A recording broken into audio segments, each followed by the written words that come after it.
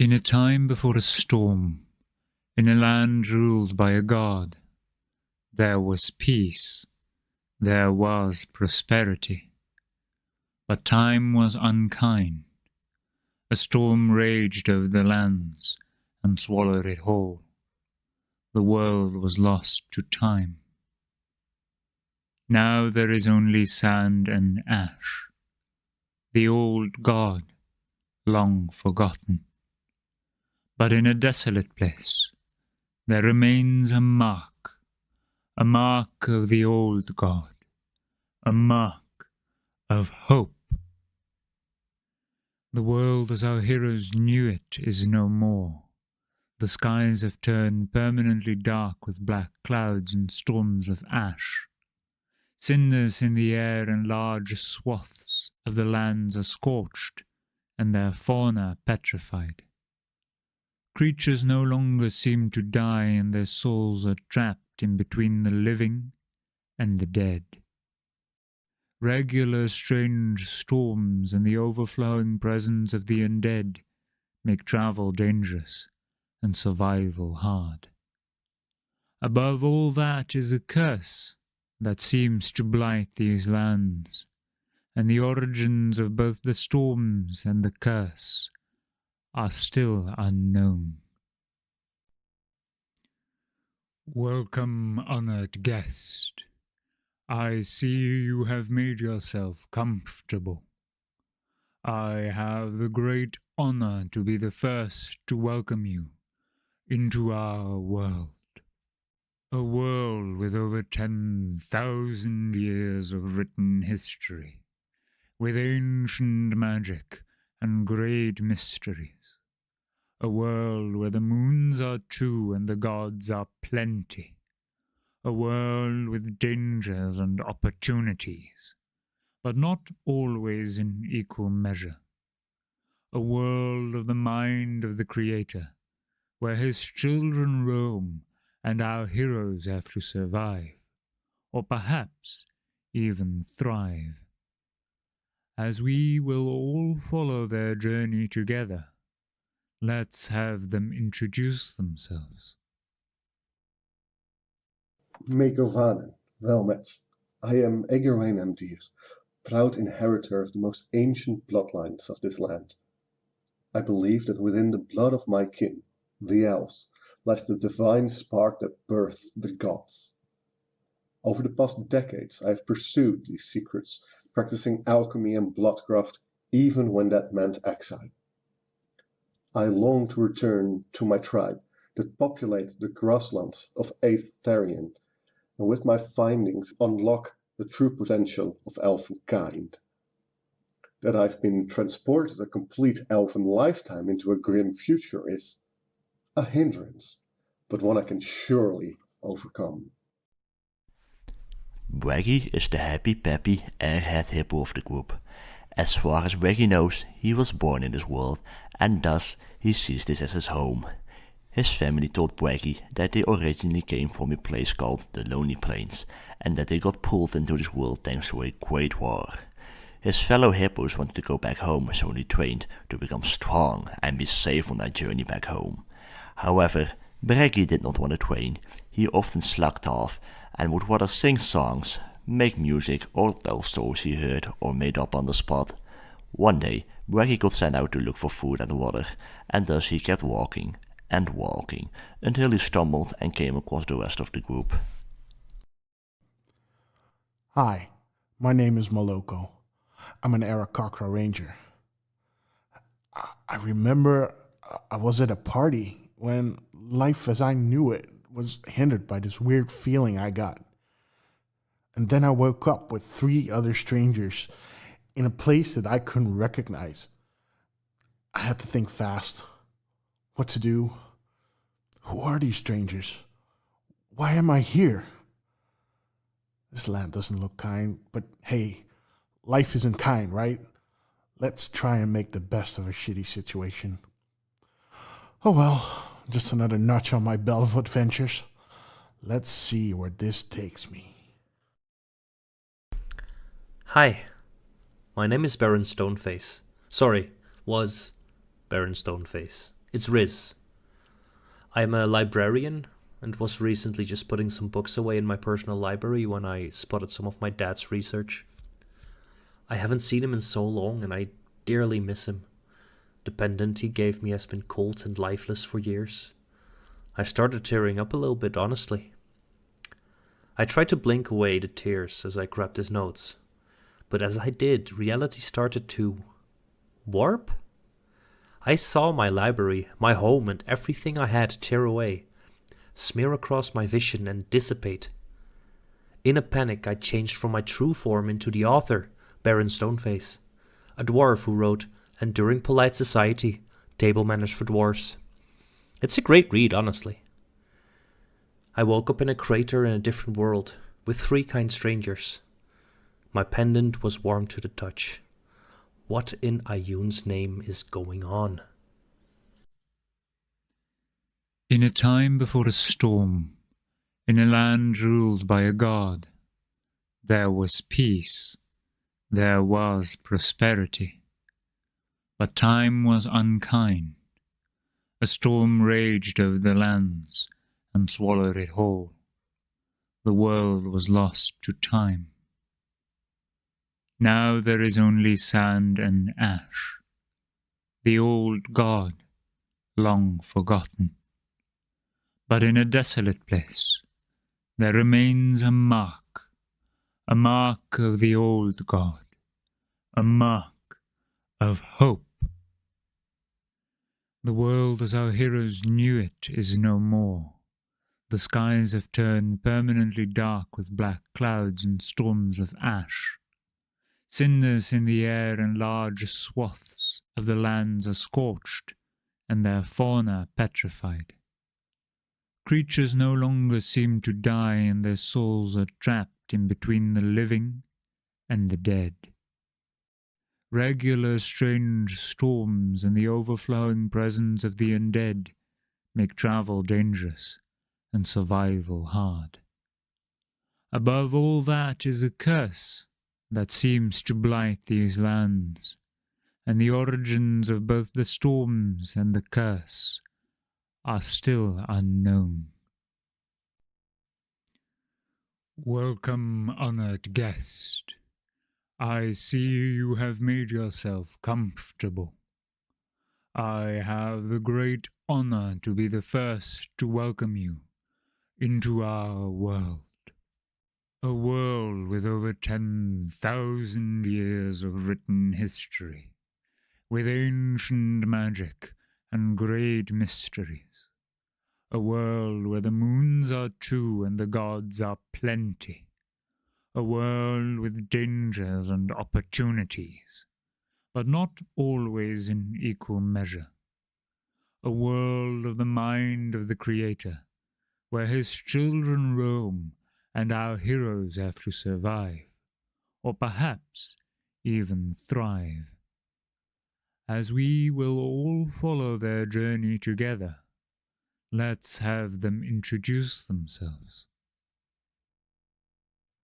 Megovanen, welmet. I am Eggerwijn Emdier, proud inheritor of the most ancient bloodlines of this land. I believe that within the blood of my kin, the Elves, lies the divine spark that birthed the gods. Over the past decades, I have pursued these secrets, practicing alchemy and bloodcraft, even when that meant exile. I long to return to my tribe that populate the grasslands of Aetherion, and with my findings unlock the true potential of elfin kind. That I've been transported a complete elfin lifetime into a grim future is a hindrance, but one I can surely overcome. Waggy is the happy-peppy airhead hippo of the group. As far as Waggy knows, he was born in this world, and thus he sees this as his home. His family told Waggy that they originally came from a place called the Lonely Plains, and that they got pulled into this world thanks to a great war. His fellow hippos wanted to go back home, so they trained to become strong and be safe on their journey back home.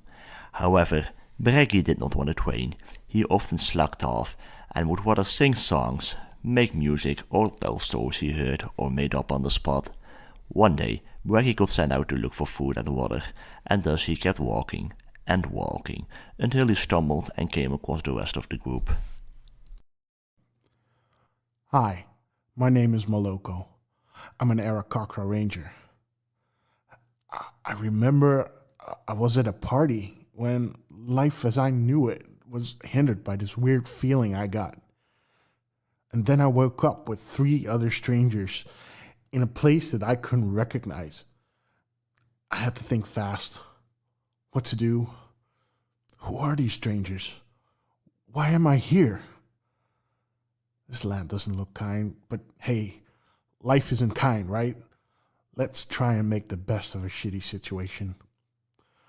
Oh well, just another notch on my belt of adventures. Let's see where this takes me. Hi, my name is Baron Stoneface. Sorry, was Baron Stoneface. It's Riz. I'm a librarian and was recently just putting some books away in my personal library when I spotted some of my dad's research. I haven't seen him in so long and I dearly miss him. The pendant he gave me has been cold and lifeless for years. I started tearing up a little bit, honestly. I tried to blink away the tears as I grabbed his notes, but as I did, reality started to warp?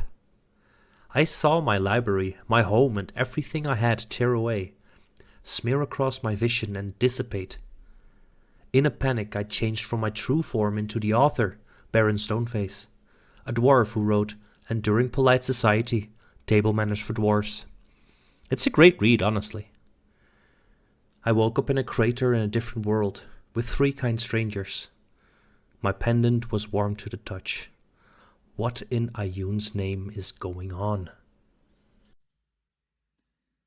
In a time before a storm, in a land ruled by a god, there was peace, there was prosperity. But time was unkind. A storm raged over the lands and swallowed it whole. The world was lost to time. Now there is only sand and ash, the old god, long forgotten. But in a desolate place, there remains a mark of the old god, a mark of hope. The world as our heroes knew it is no more. The skies have turned permanently dark with black clouds and storms of ash. Cinders in the air and large swaths of the lands are scorched, and their fauna petrified. Creatures no longer seem to die, and their souls are trapped in between the living and the dead. Regular strange storms and the overflowing presence of the undead make travel dangerous and survival hard. Above all that is a curse that seems to blight these lands, and the origins of both the storms and the curse are still unknown. Welcome, honored guest. I see you have made yourself comfortable. I have the great honor to be the first to welcome you into our world. A world with over 10,000 years of written history, with ancient magic and great mysteries. A world where the moons are 2 and the gods are plenty. A world with dangers and opportunities, but not always in equal measure. A world of the mind of the Creator, where his children roam and our heroes have to survive, or perhaps even thrive. As we will all follow their journey together, let's have them introduce themselves. Megovanen, welmet. I am S01E04, proud inheritor of the most ancient bloodlines of this land. I believe that within the blood of my kin, the Elves, lies the divine spark that birthed the gods. Over the past decades, I have pursued these secrets practicing alchemy and bloodcraft even when that meant exile. I long to return to my tribe that populate the grasslands of 8th Therian, and with my findings unlock the true potential of elfin kind.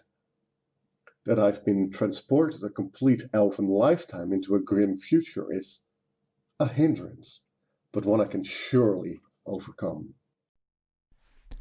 Waggy is the happy-peppy, airhead hippo of the group.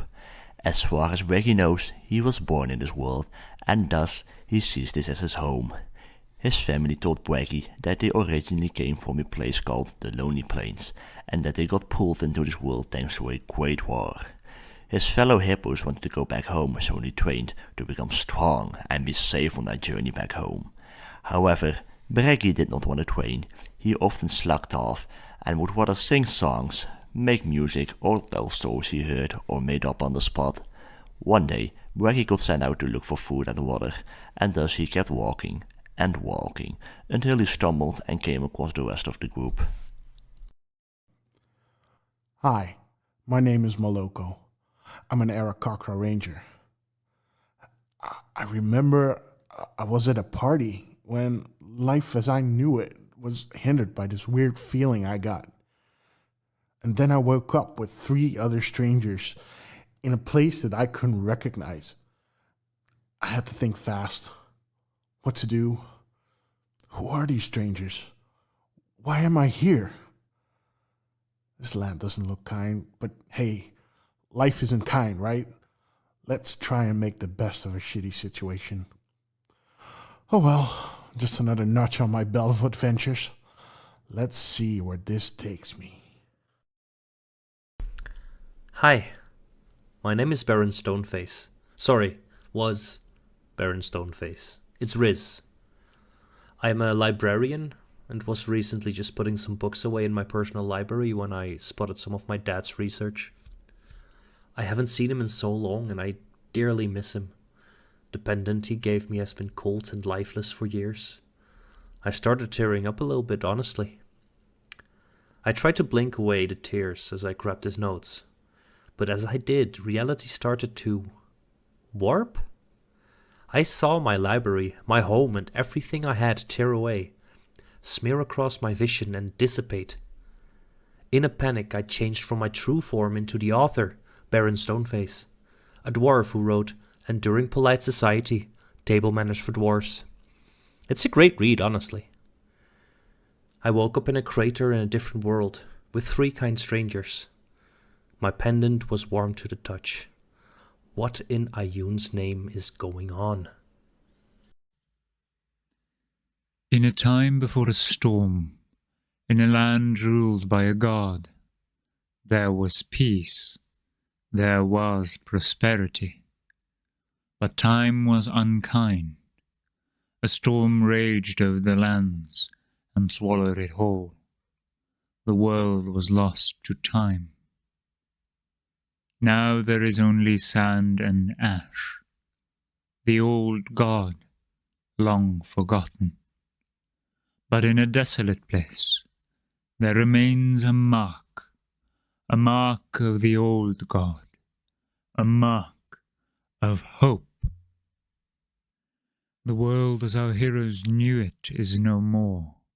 The skies have turned permanently dark with black clouds and storms of ash. Cinders in the air and large swaths of the lands are scorched, and their fauna petrified.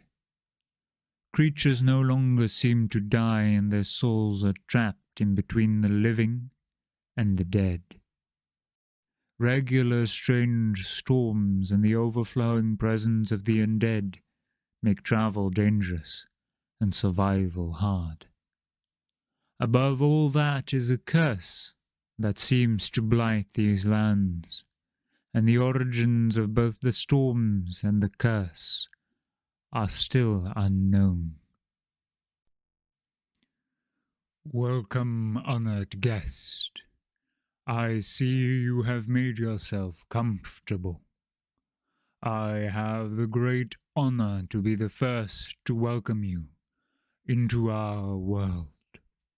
A world with over 10,000 years of written history, with ancient magic and great mysteries.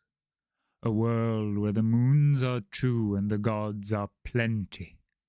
A world with dangers and opportunities, but not always in equal measure. A world of the mind of the Creator, where his children roam and our heroes have to survive, or perhaps even thrive. As we will all follow their journey together, let's have them introduce themselves.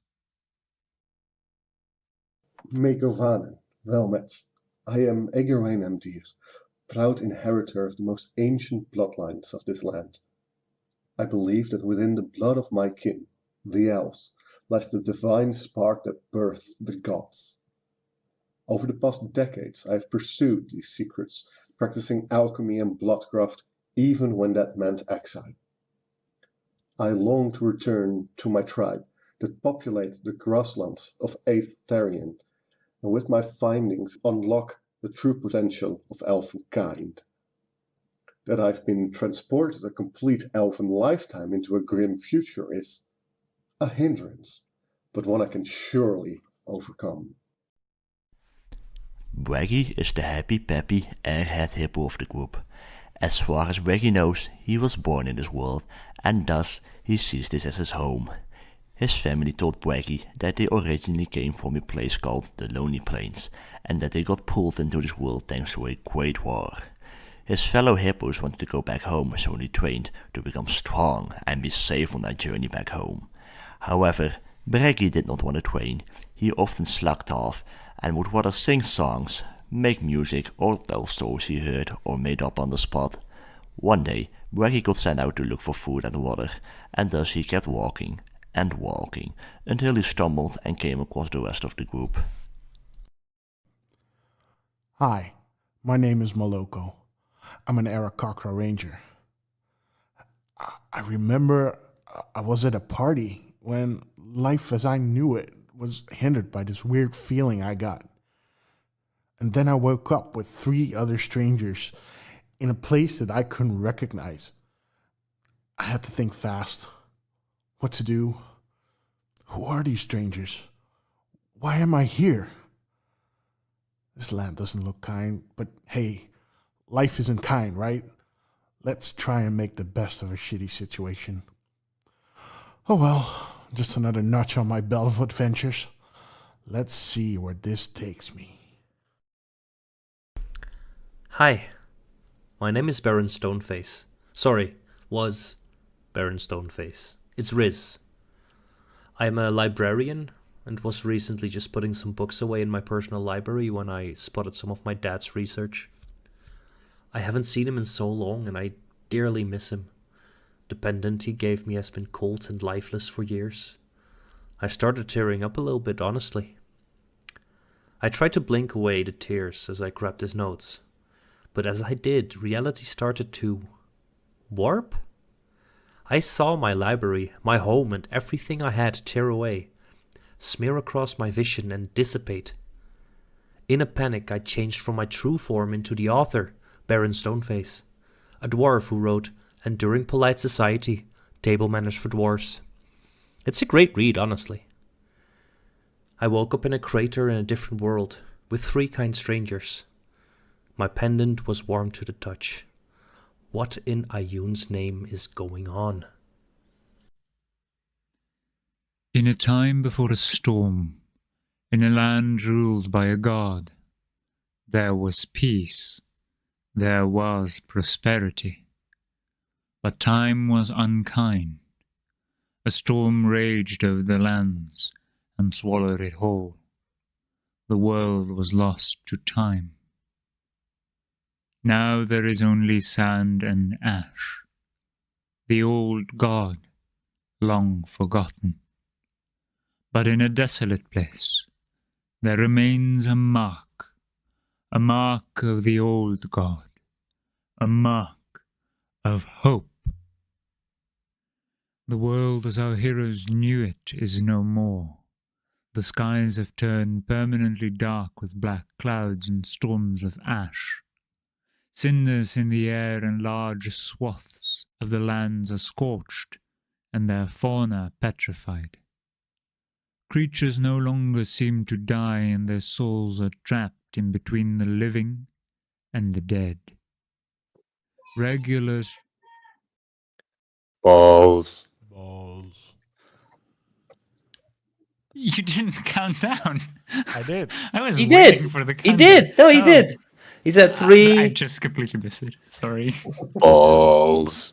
No, I Balls, fucked it up. balls is the countdown. Don't Yeah. No. Balls is the Balls. beginning. Balls, The I 3 saw- was balls. balls. Nobody say tits. Titties. Oh, okay. And that's it, everyone. That was Ash all. and sand. Ash and sand. Breasticles. Oh Yes, no. very good. Both. I see that there are some people not yet in Roll20. Oh, right. I forgot. Damn, who dares? My apologies. I'm on You my way. didn't. I'm in here, but I'm invisible. Yeah, I rolled really well for my stealth check. I should be in now. Yes. It's always awkward when your dungeon master asks if you're in yet. And then you answer, I don't know, am I? Always fun and awkward situations. Love those. All right. Welcome. Brief recap of last session would be, well, the party solved some of their own yearnings. They got to learn quite a lot. Some myth minks, as we can call them. No. Salope pour l'histoire. Yeah, exactly. Oh, Lore whores in the casual mouth. They found out quite a lot of information that they wanted to know. History then the hussy? party. Sorry. A history hussy? Sorry. Oh, that's good. That's good. I Apologies. like it. You may now refer to me as the official history hussy. Oh, no. Well, the elf is still most prominent, I think. Yes. Anyway, they managed to get out. Well, they just used the portal to get out. And they broke the magic that was cast by one of our elves' progenitors, one of the first of the elves.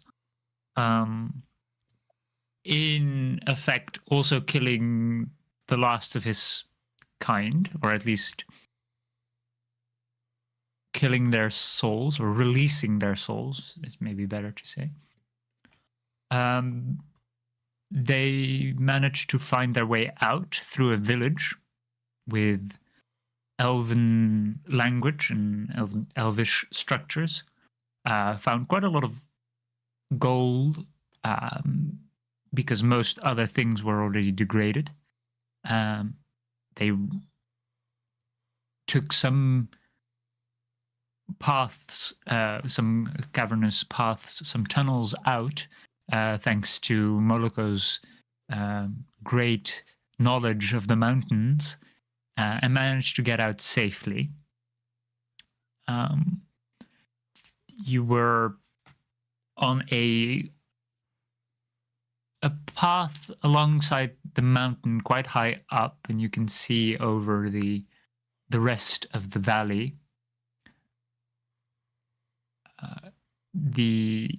Suddenly,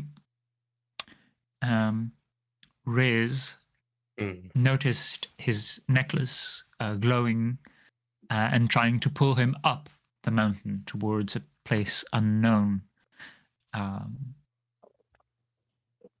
In the meantime, Riz felt a tremendous terror, a fear of danger, of death. when approaching closer to the top of the mountain.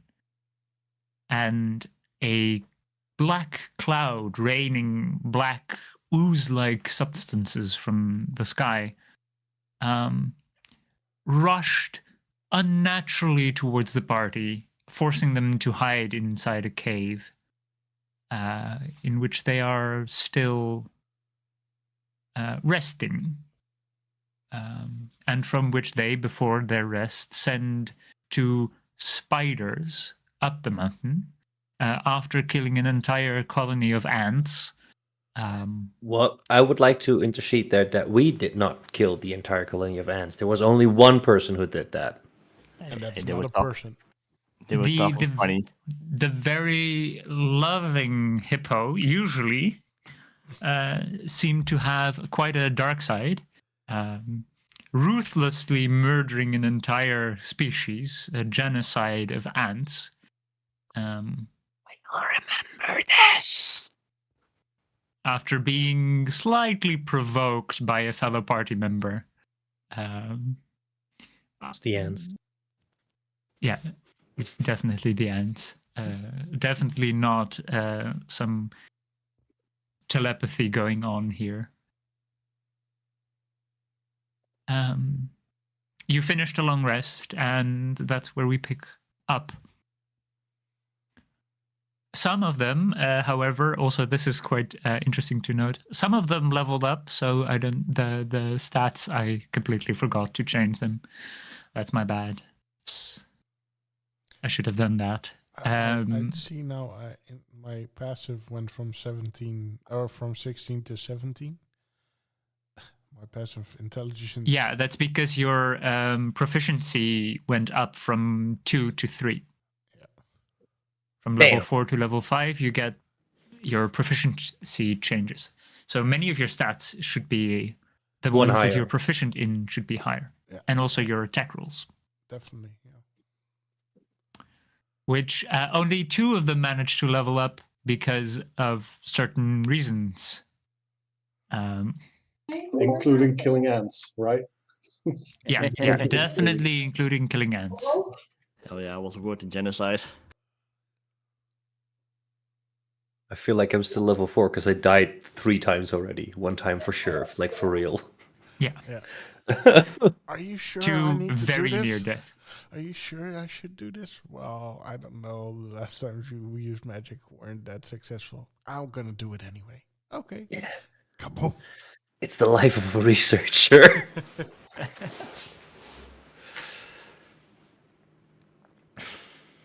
I mean, it did make for quite impressive story. Yes. It definitely was a spectacle to be. Yeah. A spectacle, if you will.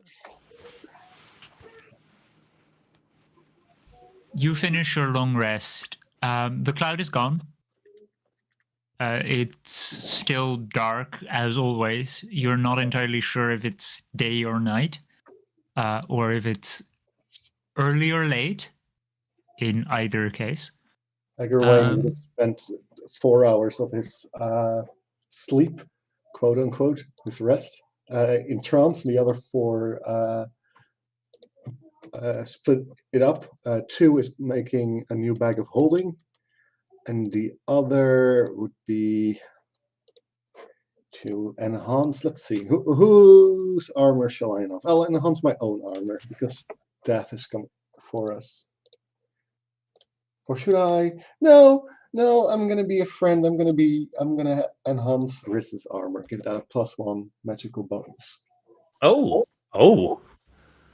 Which means that if something happens to Sanguinus now, I'm gonna be very upset with all of you.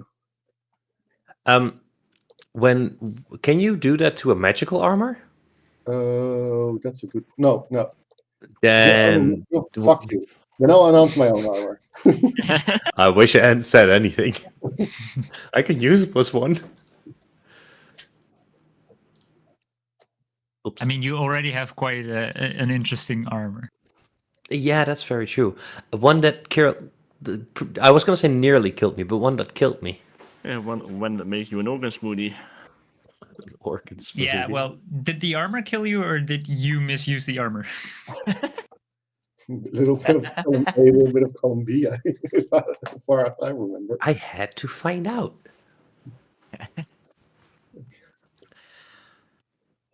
So, do we see any spiders? With Moloka's new passive perception of 17, Molika would have noticed them approach when they did. Molika would have noticed them. They arrived quite early into. I don't know if you took watches. I don't assume so, but Oh, nah, I went to sleep. okay. In that case, Moloko, as you wake up, you would notice them. They're crawling on the ceiling. Okay. Helaas heb je niet geluisterd. We got guests today. Yeah. Kids. Oh wait. I have to cast a spell. Speak with animals. Yes, indeed, you do. Animals. And I have just casted it. Very well. Hello, my friends. Welcome back.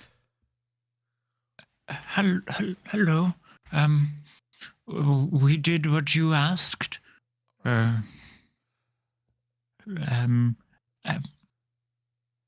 don't quite know, but it's pretty chaotic up there. There seems to be a few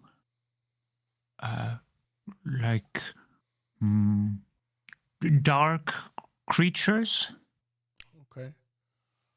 like shadow-like. Oh, yes. Were they larger than, let's say, our hippo friend over here that scared you last time? No, more your size. More my size. Okay. And how many, if you could estimate? Don't know if you counted them.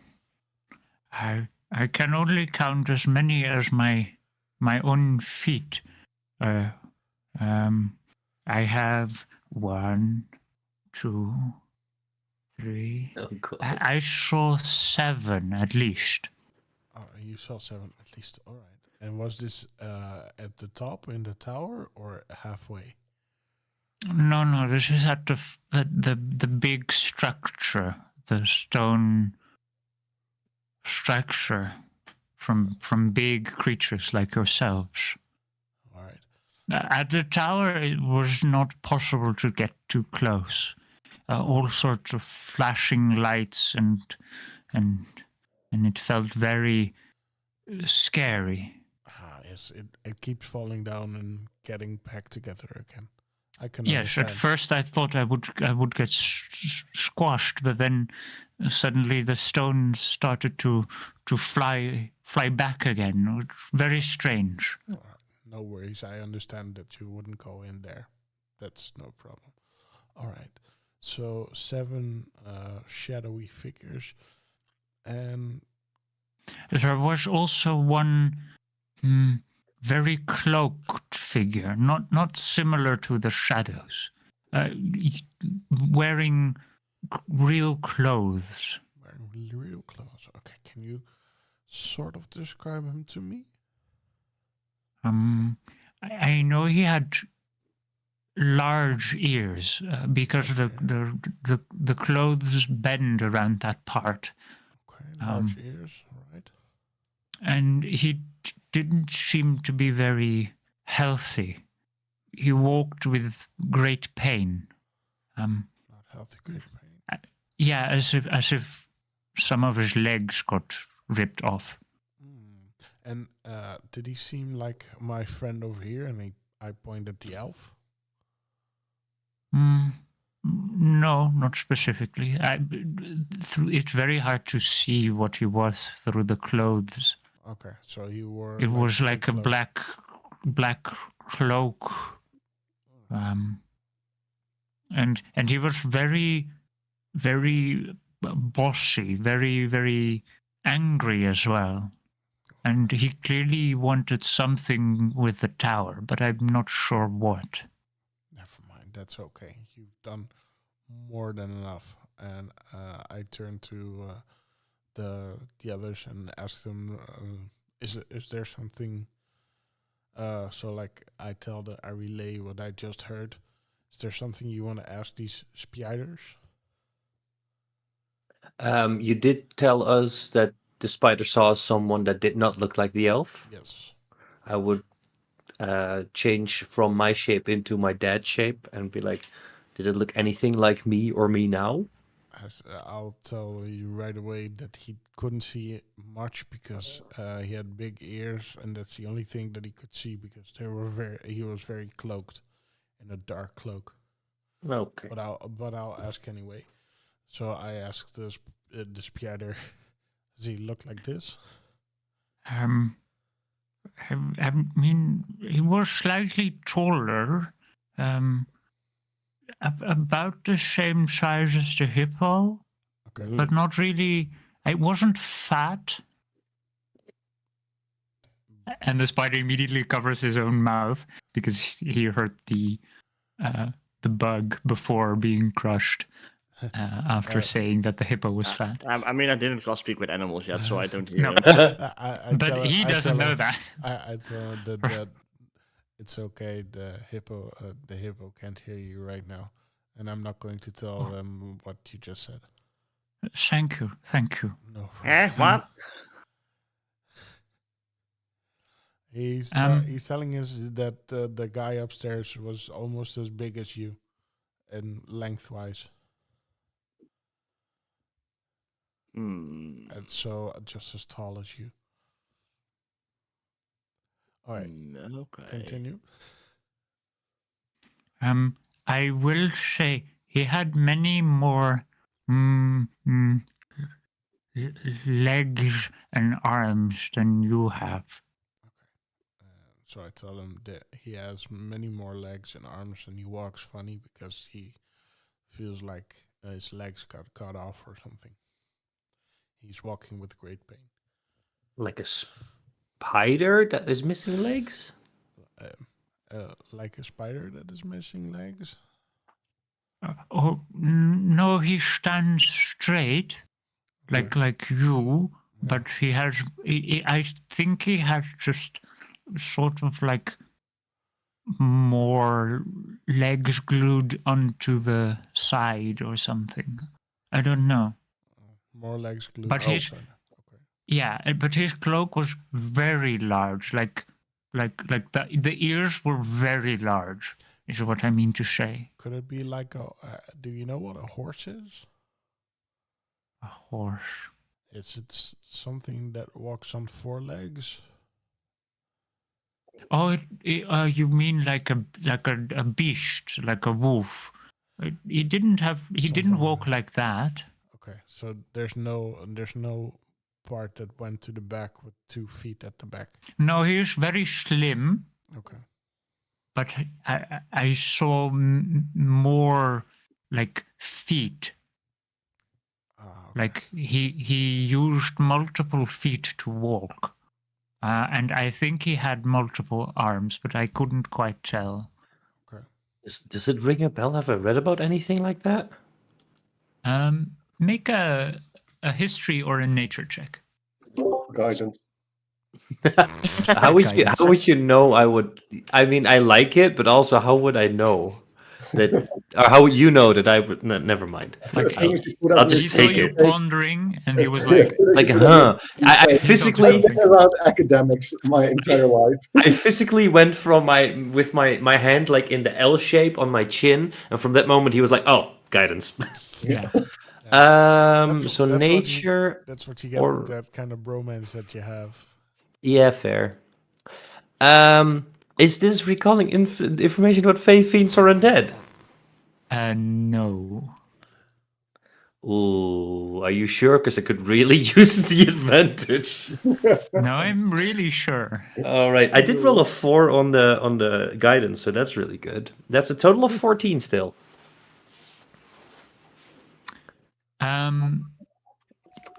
It's definitely not.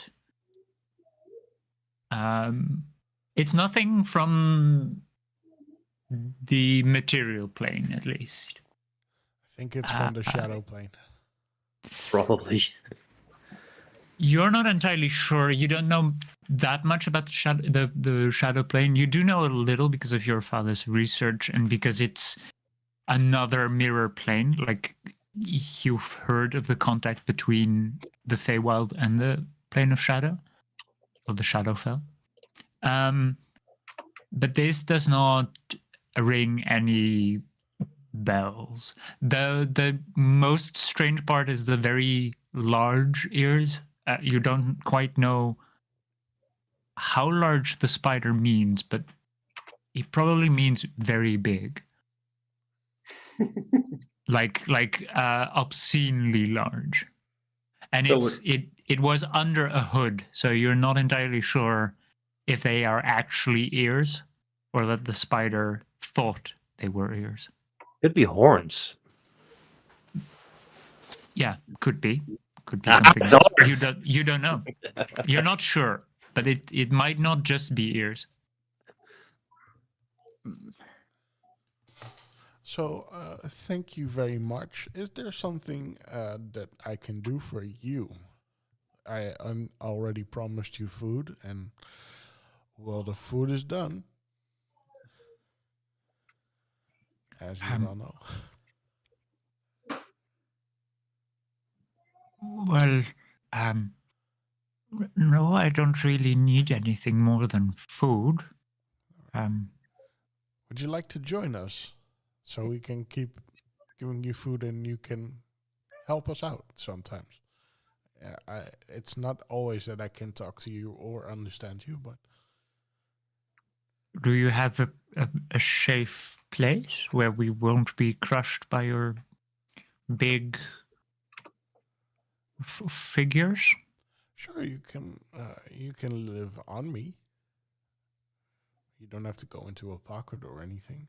But I do fly, so maybe Oh, we are not very good in the air.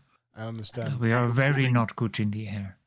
Maybe you can go with the guy who just changed the shapes. I guess he would like Would that. it be safe if I were on him when he changed shape? Sure, I think so. Wait, let me ask. If there's something on you when you change shapes, is that a danger, or could you take these spiders? You want to take spiders with you? Well, have you seen what they've done for us yet? Nobody suspects a spider. They're great spiders. Oh, okay. It technically would be safe if I knew that they were there, because I can change my clothes if I'm wearing clothes, which I usually am. Don't worry. So no, as long as I know that they're there, they should be completely safe. All right, cool. Well, I related to the spiders. That's safe. I very much appreciate it, but we also live in webs, so I'm not quite sure if I can make a web on your friend. Can they make a web on you? Are you asking if they could or if they may? If they may. No, thank you. I would not enjoy that, I think. Put on the back of your coat. Yeah, but every time I move, it would break. That's kind of true. Yeah, like, I don't think we should... There's spiders everywhere. We can just ask new spiders, right? Can I tie some spaghetti into the form of your web? What did you just ask? If we can make some spaghetti in the form of a web. Web sketty. Spaghetti. Yeah, I know, but these ones are already trained. We just threaten the other spiders as well, and then they will do what we say. We didn't threaten these spiders. I mean, they saw, they witnessed the genocide, and then we're asked, "Hey, can you do this for us?" I would have said yes too. True. All right, I'll tell him. Well, no, he doesn't want to have any webs on him, so I'm sorry. he's very sorry, as am I. But thank you very much. And Can you ask him if I can give him a gold piece for their services? do you want a gold piece for your services? We do not eat metals. I don't really. I can't really digest gold. I know, but I have to ask because this hippo is really, really. But he means it out of the goodness of his heart. I will take a little bit of freshness out. If he must, maybe he could just put the gold like under our web in the corner.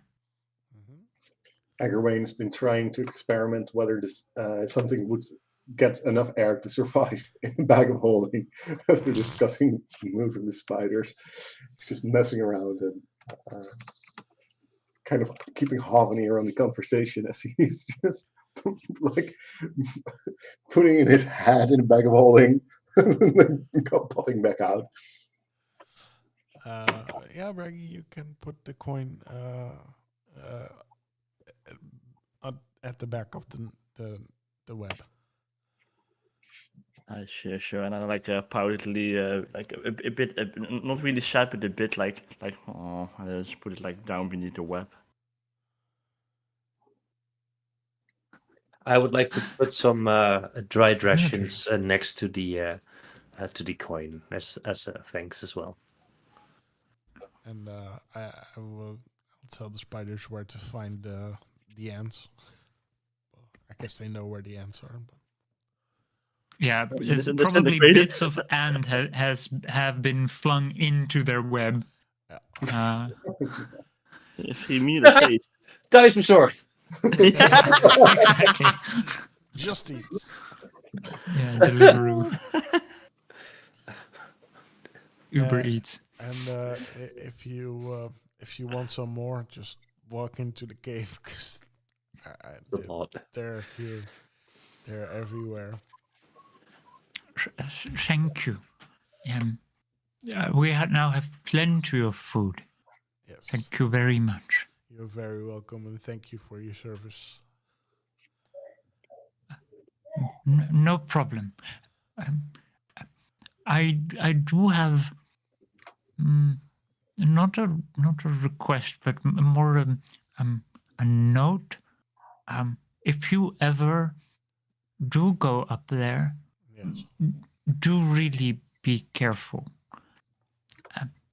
I am not very. Our kind is not very smart. Okay. But I felt something was very much off. Yeah, we figured. I think there is a spell going on that keeps us away from it. Moloko, do you have any chance to ask these eight-legged friends of yours what kind of difficulties we may encounter on the terrain on our way there? I have not. Is there any difficulties in terrain that we could encounter going up there? Can you climb upside down? I don't need to climb. I can fly, but. Oh no! For you, there will be no difficulties. Okay. If the others cannot climb very, very easily like spiders, there may be some big, like cliffs and boulders, which will be very hard to traverse. There should be a path like made by humans long ago, but it doesn't go to the fortress. It just stops somewhere halfway.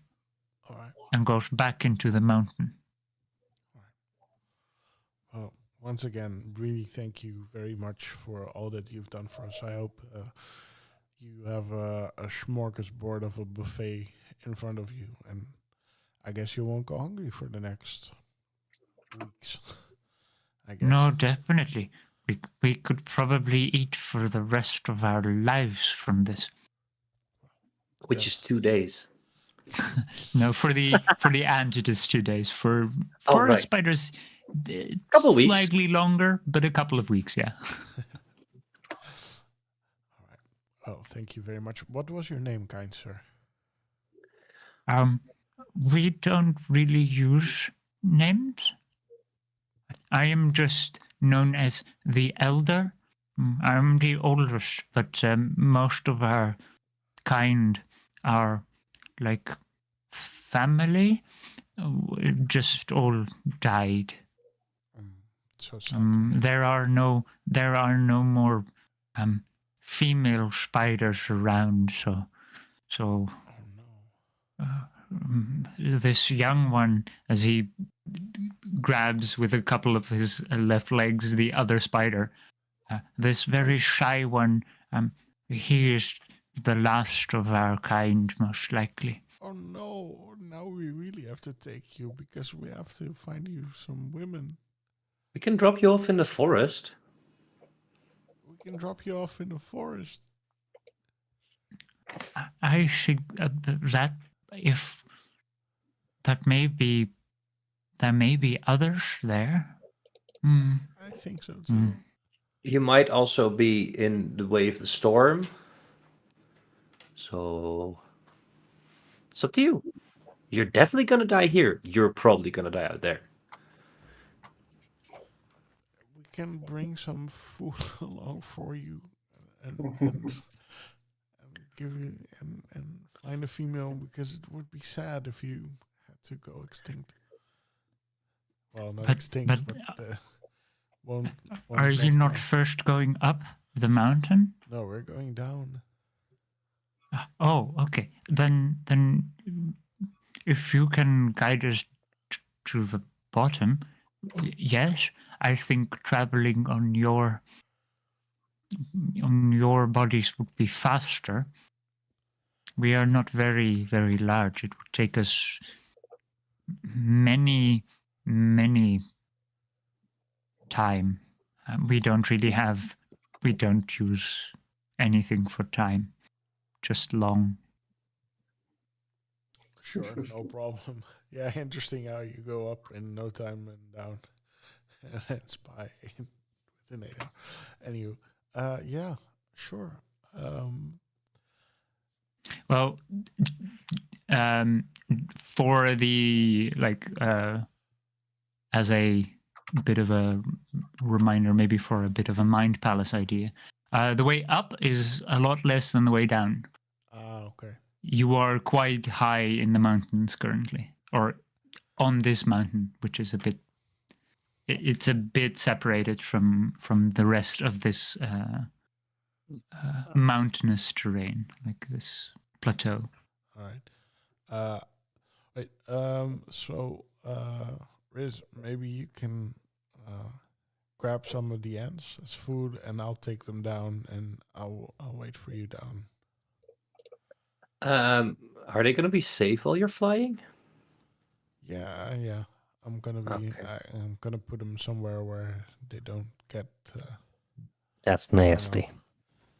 Have you ever seen a spider web in the wind? Yes. That doesn't break very easy. No, but they don't But have that time wasn't to what, make... what he was. I don't think that was what he was getting at. No, he wanted to go down on the body. Yeah. I will scrape some ants from the floor and put them in the new bag of holding. I was gonna say, can't Okay. we also just like shove the spiders into the bag of holding and just like keep them there until we're done? No, I tried. There's basically no air in there. We'll be scraping out little spider corpses out of there if we did. Yeah, that would be kind of unfortunate, no way. Yeah, and if I look down, I can probably see some spiders down there anyway. So I'll just go straight down and put them there with the rest of the spiders. Oider. All right. Before we leave the cavern, I grab the coin that was on the ground because I'm poor, and I look at Braggy while I do it. Did you just steal my money? It's for the I'm not spiders. stealing anything. You put stuff on the ground. I'm picking it up. No, I gave it to the spiders because he told me to leave it there. Well, I'm bringing it for the spider. Are you squabbling over a gold piece right now? I have 16 in total. I also have. How many places I have you had seen 17. that I gave one to the actually- spiders. So what? Fine, and I flick the coin on his nose, like. What need for gold do you have right now? Yeah. I mean, it's nice to have gold pieces, I'm sure, but have we seen any place that uses them? Especially coins minted ages ago? Yeah, we still need to use Lydia does. Yeah. like we literally need the gold for the tent and the whatever, and I walk outside. Hey, Riz, catch up. If you just want a copper or a coin, you have this one. I'll give you a platinum piece. It's shiny and white, kind of like you. So here you go. Oh, thank you. I blush a little bit, but you can't see it because I'm that white. And I put it in my bag. Or my pocket, I guess. The romance intensifies. It's like a rose, but better. Should we do a Valentine's special, guys, on Wednesday? Sorry, can't. Keep doing another kind of Yeah. Some of us have relationships. Some of us is already playing. Oh. Wow. Oh. So it's not even for love. It's just Yeah, it's for just love, the game. Love of the game. Yeah. Hey, I mean, no, never mind. Almost made a mistake. Yes. Wanted to say some things that you can never take back. Okay, so I tell the spiders the great news that I'm going to take them down very gently. Okay. You do figure it will most likely still take you an hour or two, even if you fly straight down. Yeah. Because you're just that high up. Yes. Maybe we should have the spiders be on us. You can scout ahead. I think we could really use your help while we manually make our way down. Also a good idea. Can you tell them to please not make a web on me in the meantime? He's willing to take you down, but the only catch is that he doesn't want a web on him. I will just break it. If we can make a web down there, that is fine. We can live without a web for a couple of time. A couple of times. A couple of I love him so much. I hold out my hand. Yeah, okay. For them to crawl on. That's good. They both crawl on. The older one is definitely always taking the lead. The younger one also hasn't spoken at all. Not even, and didn't make a single sound. They're probably still a bit terrified because of the antics. The antics. Yeah, the antics. I don't trust the young one. Inside check. Okay, roll for insight check. I don't even If you speak want. spider. No, but you'd notice that they didn't like emote, unlike the other. Why can't I classify with animals in a higher class?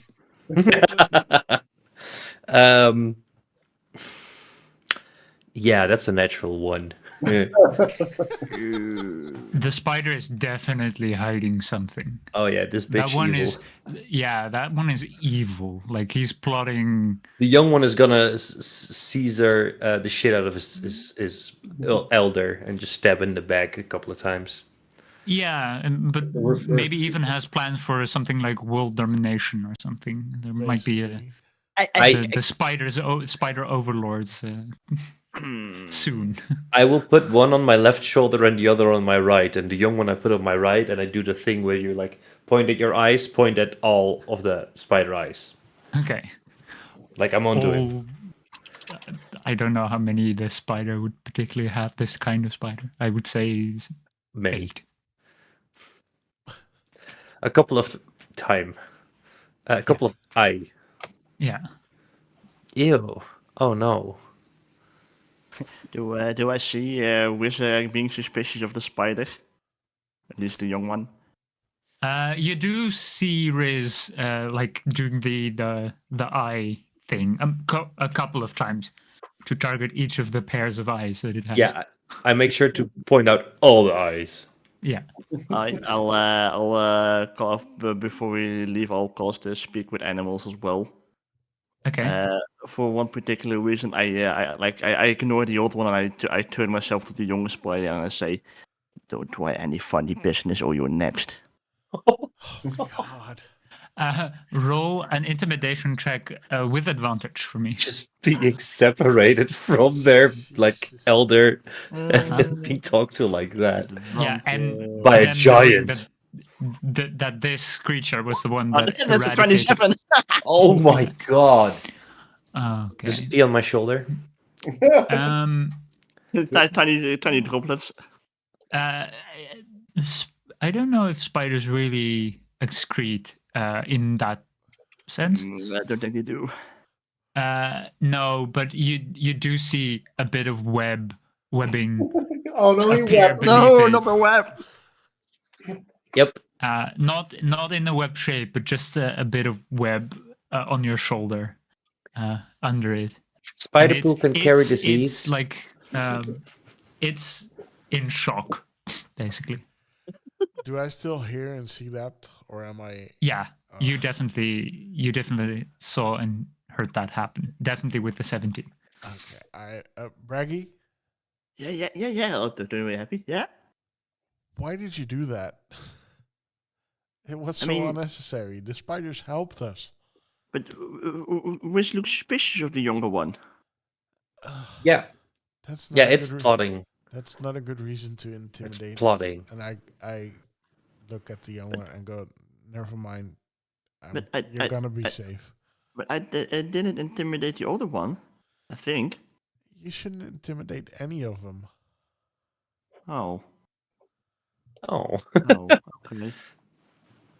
So say sorry to the spider. I turn to the older one. Sorry for intimidating your younger one. And now to the younger one. Well, on the side, I put one middle finger, but I don't think hippos have particular middle finger shaped middle fingers.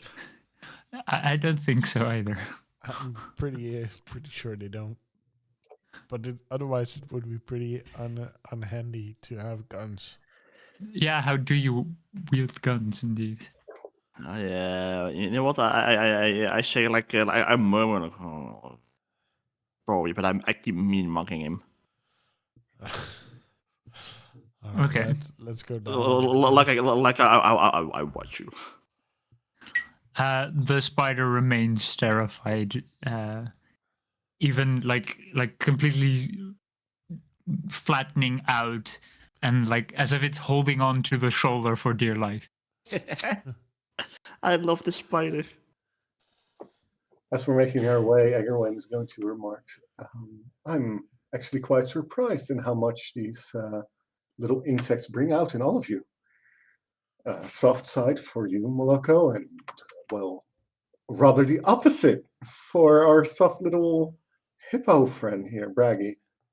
What's going on with the two of you and all those little beasties? I hate insects. It's called diplomacy. So you don't actually like them? It's all an act. Well, it's not that I don't like them. I don't have a problem with them.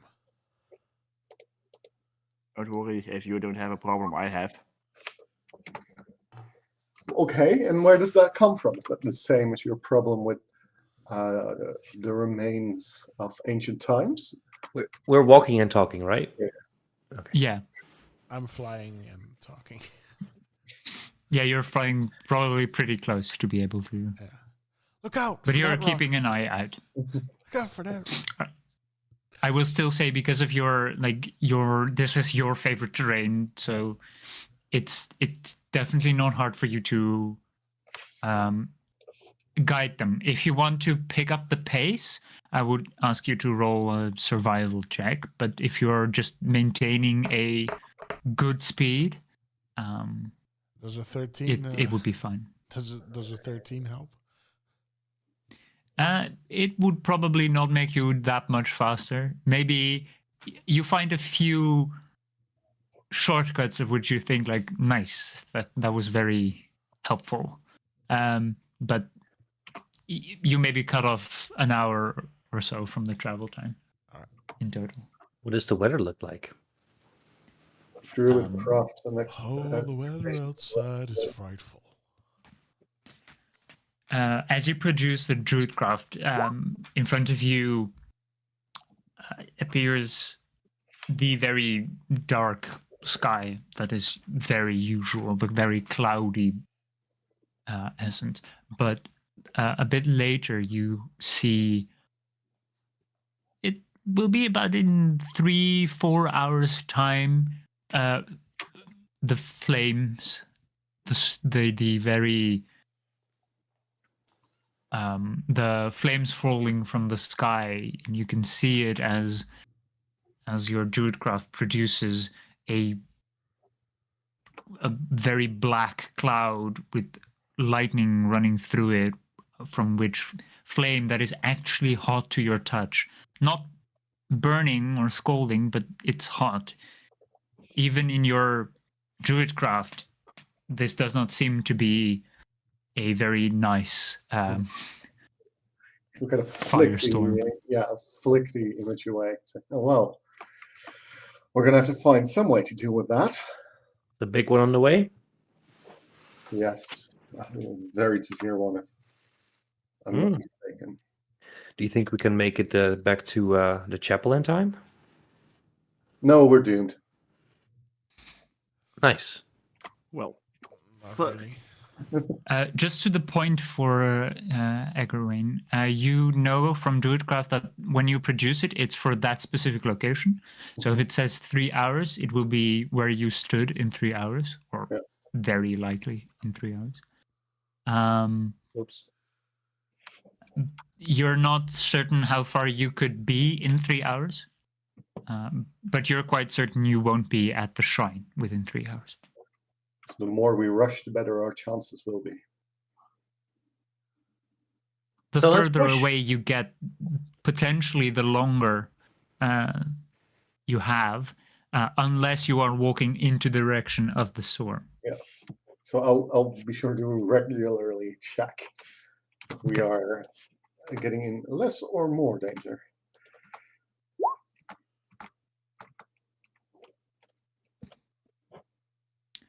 You move through this very mountainous terrain. The spider on the right shoulder of Riz is still shaking from fear, and you take a couple of hours, and Moloko and first Moloko, and after a couple of seconds, Egwene, you too notice behind you, from the top of the mountain, from the rest of the storm, suddenly a crackling sound, the sound of lightning striking right next to you. You can hear it very loud, as if it's next to you, but it seems that the sound has been enhanced somehow, and you see a very gray, blackish cloud just separate from that, as if it's thrown from the storm, and it's coming down the mountain. Uh-oh. That's not That's not fantastic. good. That's not good. You have about you guess at the speed it's going about 30 minutes before it will strike where you are as well, but it's barreling down the mountain side. There's no. Is there any other like hiding places, or was the cavern that we used was the only hiding place? You've been walking for 2 hours at quite a high tempo, so you're quite a ways down from there. Make a perception check for me, just to see if your passive perception. And I 8 because I would. Does it 20? We would all notice. Never mind. Yeah, with the 26. Yeah, you have advantage in this for the. Oh, let me roll. Just again, so then. you know, because it's mountainous terrain. I'll take the 26. Okay. The Shame. 26.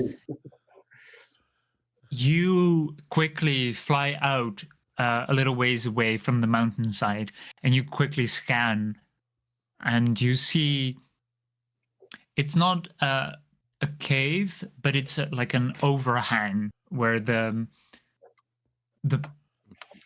probably a large chunk has been broken off from the mountain and has formed like an overhang. Yeah. And you could definitely hide under that and be like safe from whatever is falling. It is a bit dangerous in the sense that there is a sheer cliff down towards the forest and the river. So you do have to be somewhat careful if you're standing there. There's not a lot of room to move. Yeah. All right. So, guys, I found something that we need to go into quickly, but be careful because it's really, really dangerous terrain. And I showed them the way. Them the way. You pointed out. I would like those that are attempting to walk this slightly dangerous path towards this outcropping or this shelter. I would like you to roll, let's say, an athletics or an acrobatics check. I want to do something else in the meanwhile. I Okay. don't want to hide. I want to know if I can outfly the cloud. Okay. Down. No, Like just away from it. Away from it. And Okay. see if it will follow me. Okay. I'll get back to you in a moment. Sure.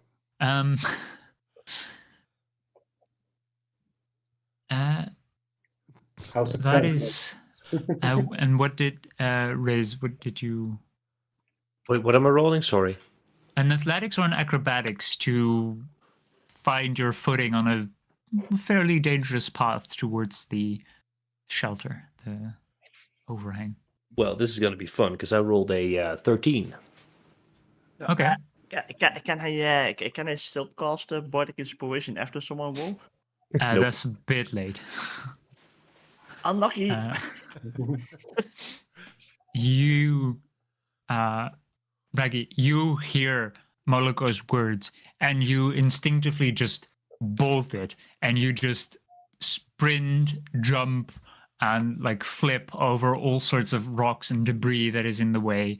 And you are causing massive avalanches whilst doing that, which makes Egwene and Riz very uncomfortable. And you following Braggy, you slip and slide, and your footing fails you. I do need both to. of you It was an 11, not a 13. That's the Worse? same effect. Okay. Just making sure. You are both sliding with an avalanche of small rocks and some larger ones, and you're sliding down, and you're sliding towards a sheer cliff that goes a few hundred, if not 1,000 feet down. In the while we're like half falling, sliding, Garin, do you know Featherfall? Oh, yes, that's a no. Won't kill us. The fall won't kill us. As he's already like making signatures in the sky, trying his best to start casting or have ready the Featherfall spell. Oh, you do have it. Oh shit. Very nice. If as you're doing that, Egorin, you notice that Riz is just expecting you to cast that, because Riz, are you attempting anything else? No, I am definitely like I'm looking through my stuff if I have anything that I could use. Oh shit. No, I probably don't have time to do that. Fuck. Can Becky do something in the meantime? I will try to grab and hold on to anything if I can. Make a strength check. Yeah, make a strength check for me. Try to grab something and hold on to it. Oh, that's a -1. So that's a 5. Oh no. You start shifting your weight a bit to try to move yourself towards a large rock that is, or not a large rock, but just a rock pointing out. It's probably just part of the mountain itself, and you're trying to grab it, but you move in such a way that you just smack into it, and you lose your grip and you start sliding faster. Fuck. And tumbling, and you take 4 bludgeoning damage as you really start to tumble. First it was sliding, but now you're just head over heels tumbling down this mountain. Yeah.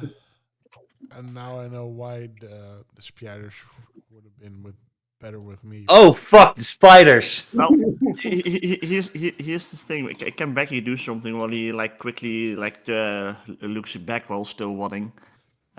Yeah, you made it to safety, and then you look back and you see them just disappear. Can I cast a mage hand to grab the spiders off his shoulder? Because I know I can't carry like more than 10 pounds, but I don't assume the spiders are more than 10 Oh pounds. god, a 10-pound spider? That's horrifying.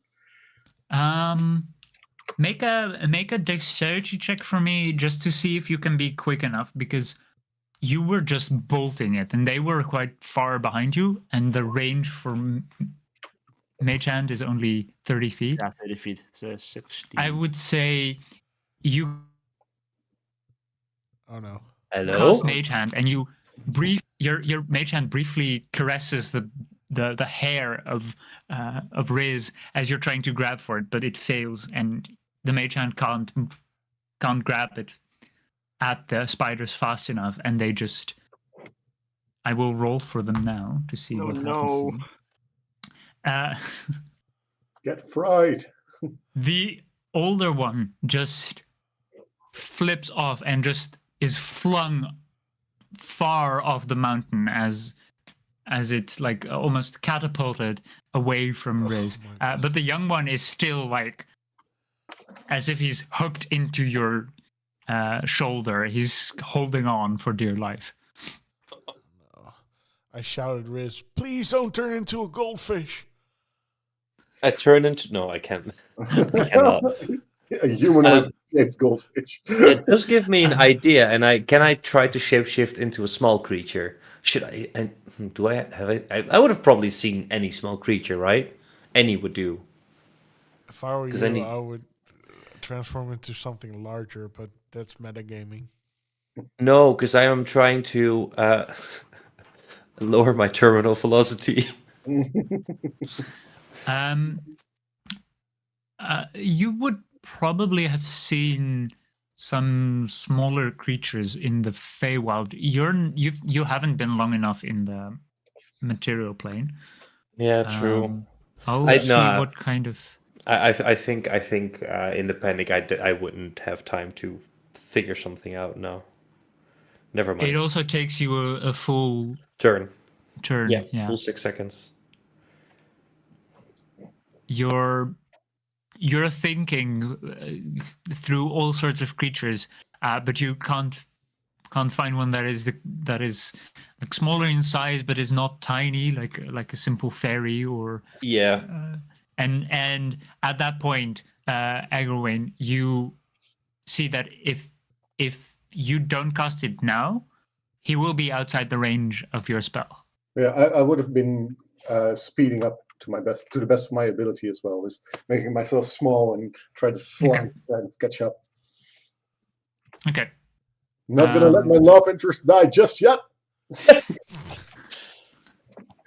Make a dexterity check for me to see how well you can maneuver yourself inside this avalanche. Am I fast enough to catch the old spider?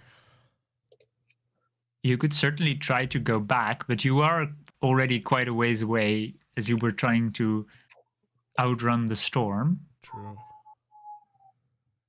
You would definitely see it being flung. And it's starting its free fall, like to plummet down. Yeah. The spider should probably be okay, though. Okay. Make I would say, what is your flying speed currently? Is 60 or 40? 40.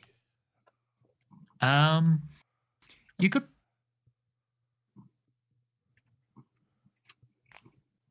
make a dexterity check with advantage to try to. I do think you can get. Yeah, I do think you can get close enough, fast enough. But if you can carefully catch it as well, that will require you to use some dexterity. All right. Agrowayne, what did you roll? 12. Does a 16 do it for you? Okay.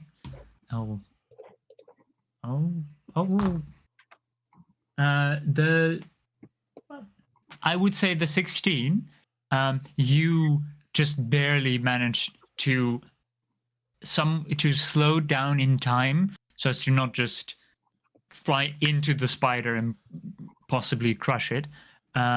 Your talons are ready to claw at it and just hold it in place, and you match the speed, and you make like what they do in dogfighting, like when the plane goes for a spin, you know. Oh yeah. Barrel roll. You make a couple of barrel rolls, and you or a corkscrew protect down. this. Sorry. I think it's a corkscrew down. Yeah, basically that, and you protect the spiders in your talons within you as you, after a moment, catch yourself from your own fall. You were about 2/3 of the way to the ground. If you had rolled lower, I would have said that you might have plummeted. Agrowayne, you're 6th? I had a 12 on my the acrobatics. Oh, 12. Okay.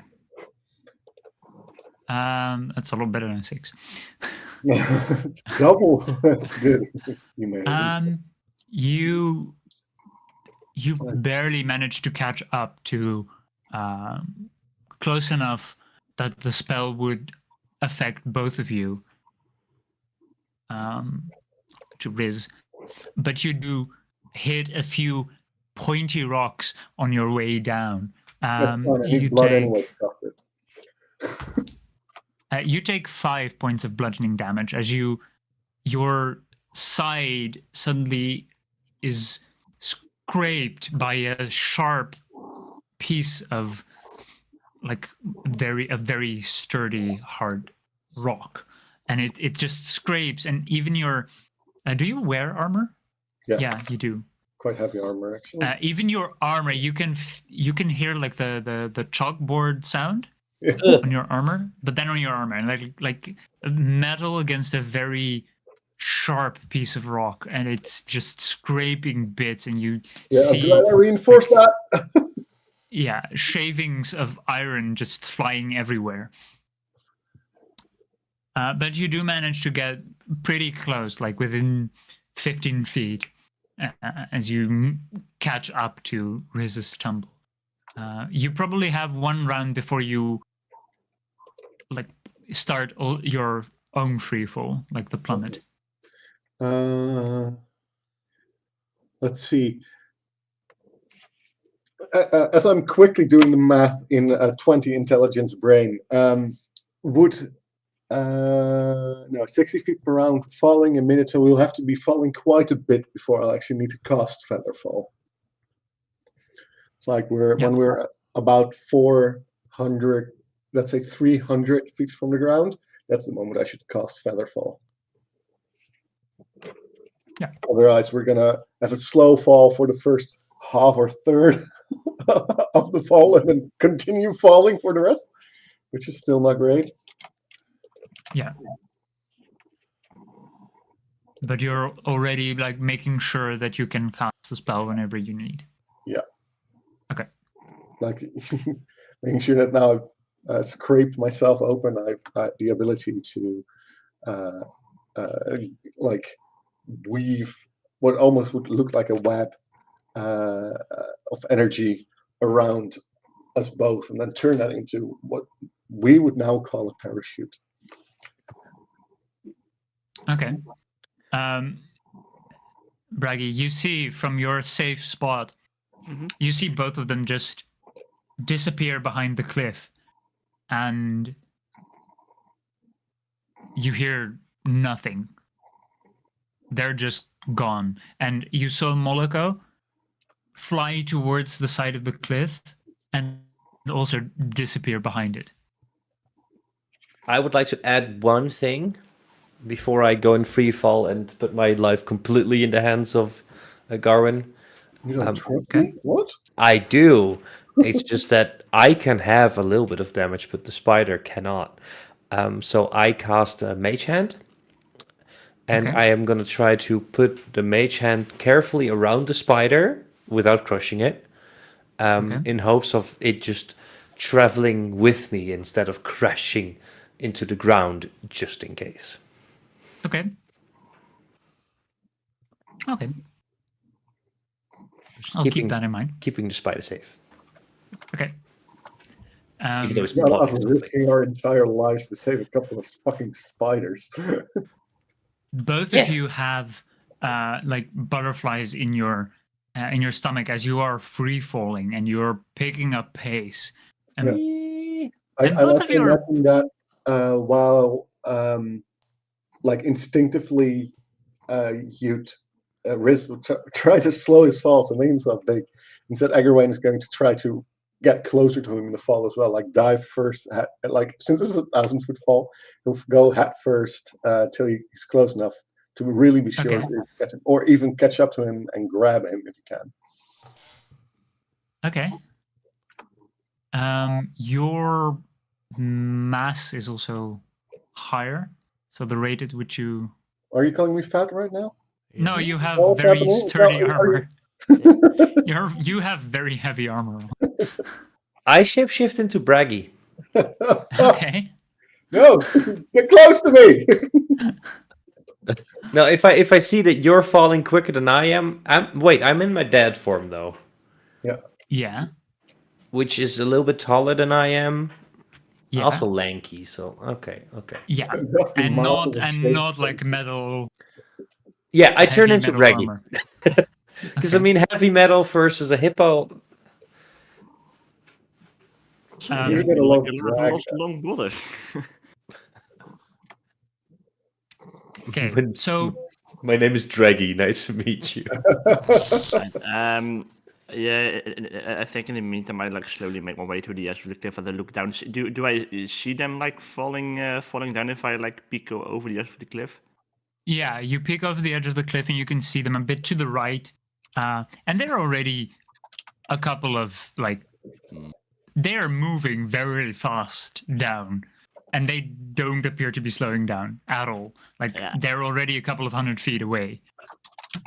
I think as soon as I see like I mean from afar I just see like a big hippo / give falling down. I don't really see that it's like me.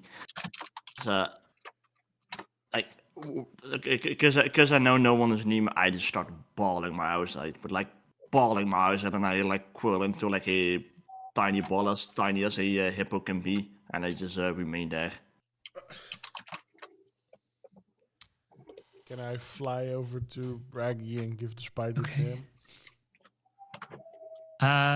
So you fly past the two falling, your two falling friends, with the spider in your talons. Yeah, I don't think there's anything I can do. Maybe I can. Is there some way I can slow them down? I mean, they seem to be quite in your eyes, at least. One has increased at least their apparent weight, and the other has wears quite heavy metal around him, and they are both like bolting down. At least Egwene is rushing after the very big hippo. Yeah. And to be clear, you said assumed or apparent weight, but I do actually I changed my weight. But that's not something that Moloko might know. No, that's true. So okay, before I fly to Braggy, I just go, "Are you guys all right?" Yes. Just give it a thumbs up. I'm free, free falling. All right, and I pass by them and I go to Braggy. And I hand off the This spider. is the moment I realize he does not speak sarcasm as a language. Oh, he understands sarcasm very well, but if you're saying you're all right in this situation or being sarcastic in this situation, you're fine. Yeah. You got a plan, right? Bye. To be fair, in Riz's head at least, this situation, he has accepted whatever's gonna happen. Oh no. He's been here before, the last day, like literally yesterday. I'm gonna die again. Somebody's prone to dying in this. Yeah, I am not happy about it. It's as if the GM doesn't like your character. No. It's nothing personal. I have actually made a backup character now. Oh, good for yes. you. No. Don't tell your GM that. It takes the fun out of it. That means that you're done with this character. Yeah. No, I'm not. I'm really not. No. I already picked out what I want for level 5. You're not gonna make it. Anyway, 300 feet to the ground, feather falls up, baby. Okay. I would say because it's within 1,000 feet, Riz's top speed, like maximum velocity, would be a lot higher than Egorin's because the hippo is at least 300 pounds. Yeah, but if I would notice that I'm like quickly going faster than Egwene, I would change into. It's a shame that I cannot use wings if I turn into Moloko. At least I don't think I can. That would be so OP. You can't use it, but you may be able to slow your fall with that?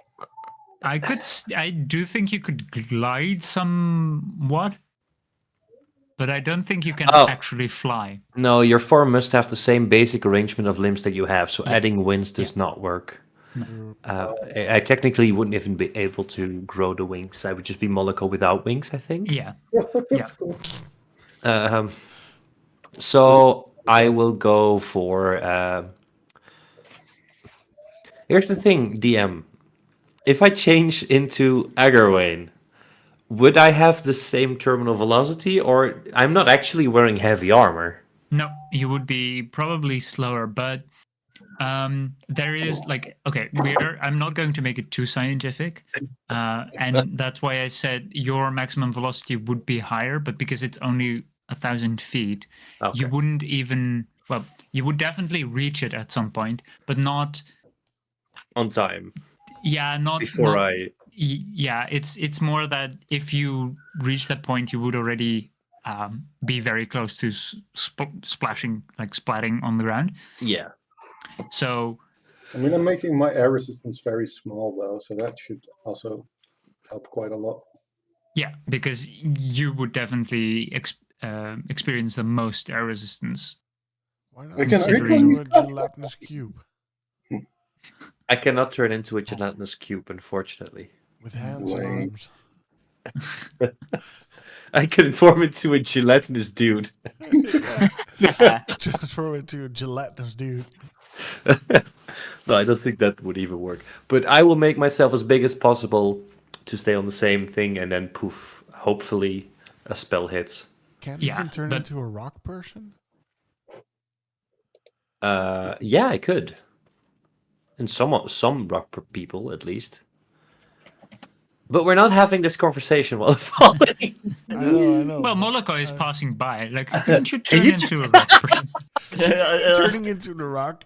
Can you smell? like his hand on his big a rock person perhaps. No, but what I was going to say at the very beginning is because it's only 1,000 feet, neither of you would reach terminal velocity before the 400 feet that Agawain needs to cast the spell. So you would stay pretty much close to each other because velocity, the increase of the speed is similar, but your maximum speed is higher. So because that's how gravity works. So it's just you would still be close enough together. Okay. So you're casting Featherfall, right? Yes. Okay. I would try to save our lives, yes. It seems like the most reasonable. I appreciate that. Situation. Thank you for And- falling. Thank you for falling with Agarwane Skylines. Skydives. As We soon will as like reach as soon as destination within.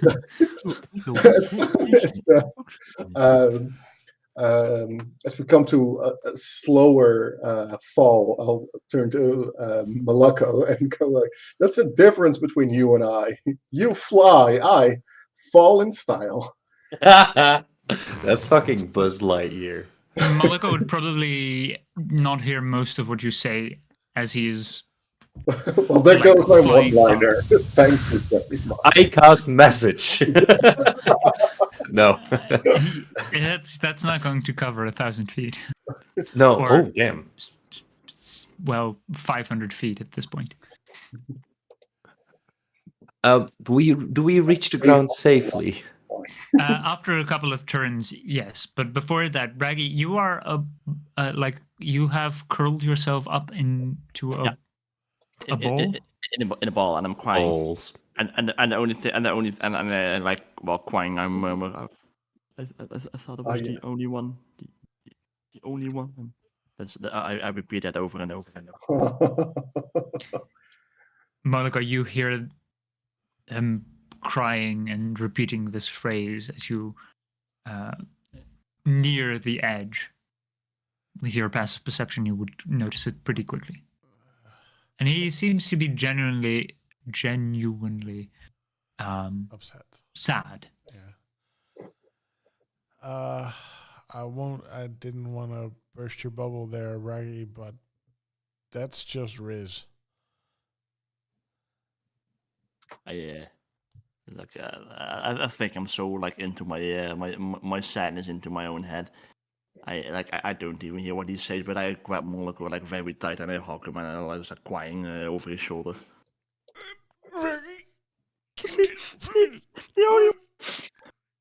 Yeah, you're not a small, but you're definitely smaller than this very big hippo, and you are pretty like slim, let's say that, compared to the hippo. So he just like completely envelops you, and you're being slowly crushed and Oh no. Oh God, sorry. That's okay. That's okay. Thank you. Here, take the spider, and that's Riz down there. He turned into a hippo. Anyway, you stay here. I'm going to see if the cloud is going to chase me. Don't hug people with hollow bones. I was about to type that in chat. yeah, yeah. I was thinking it as well. Are they go okay? No, they would split. All right. Have a good one, Breggy. And I tap his shoulders. Bye-bye. You're one of the good ones. And I, tap him on the shoulder again. And then I'm off. Okay. You try to outspeed the cloud. I'm trying to see if the cloud will chase me and if I can fly the cloud. Okay. From this perspective, as you're still quite close to the mountain itself, it does definitely look like the cloud is coming in your specific direction. But you're not entirely sure if it's actually like hunting you or is just miraculously going into the same destiny, basically. All right. You're not quite sure yet, but you as the others are still slow falling down the mountain, you take a couple of turns to make a pretty decent headway on the cloud. It looks like the cloud is moving at about the same pace if you are dashing, like it's moving about 80 feet a turn. Yeah. It's definitely growing larger. That might be because it's getting closer, or just because it's growing like the last one. I'm definitely checking if there's anywhere where I can hide if this thing becomes too large and I can't outfly it anymore. Okay. That does bring me to the point that both Agarain and Riz, as you're making your few turns, going slowly down the mountain. It's still 60 feet per turn, but I'll be further falling down the mountain when she comes. Yeah, it's a lot slower than before. You suddenly see looming over the mountain and like over this cliff, slowly that cloud is getting a lot closer.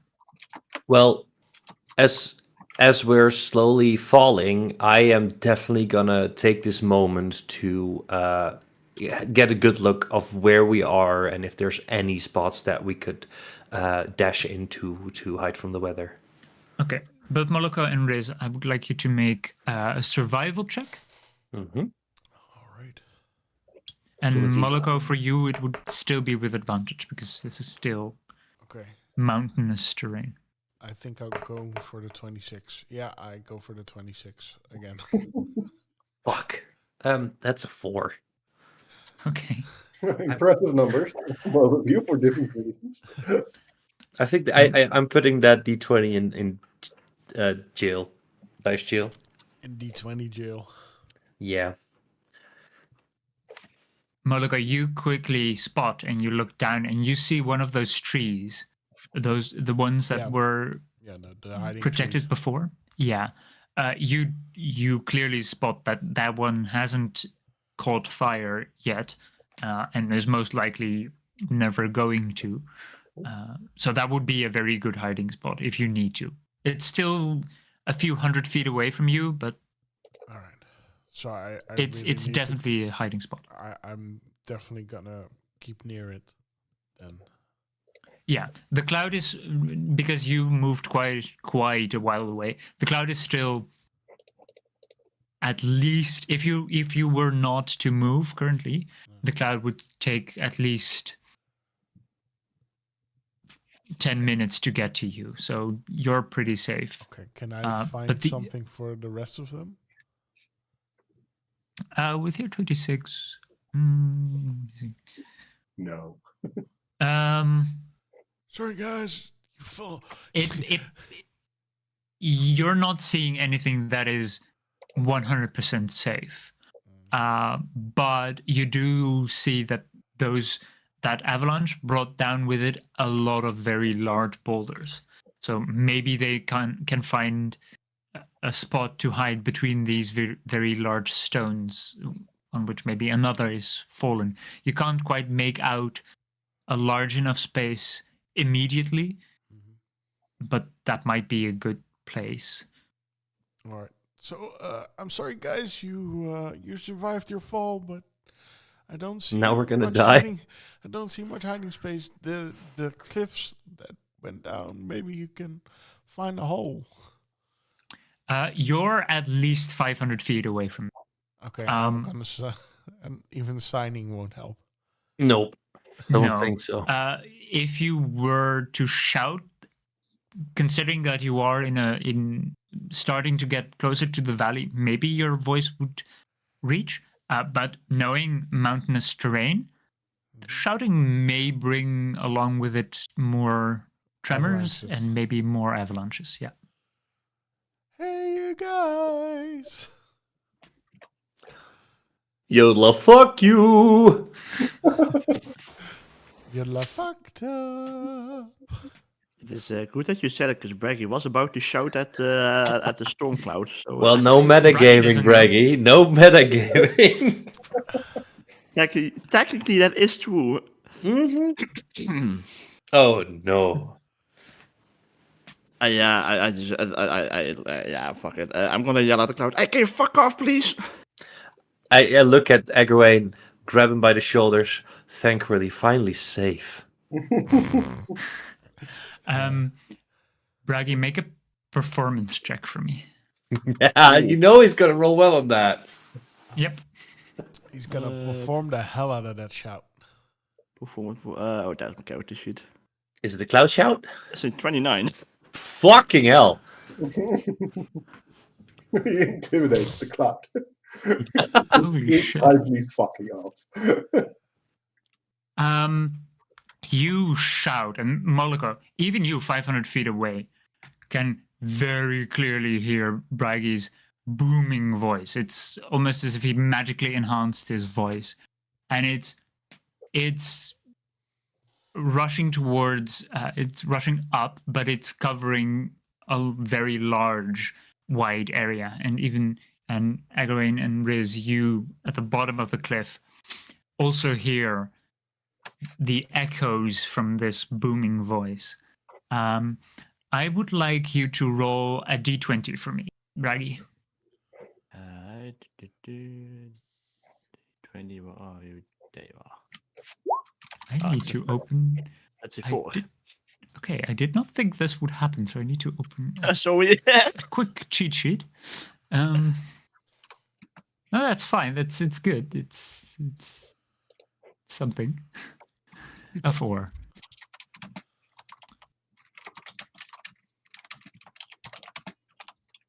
Okay. Your voice, it only keeps getting louder and louder. And Moloko, you're the only one that can see the fires starting to fall from it, because for the rest it's still a bit too far up the mountain. But you can see the fires raining down already. And as Braggy's voice erupts, the flames start to grow larger and larger, and they start to like erupt and like a steak flam. I don't know how to say that. Flash fire. Yeah. Flash fire.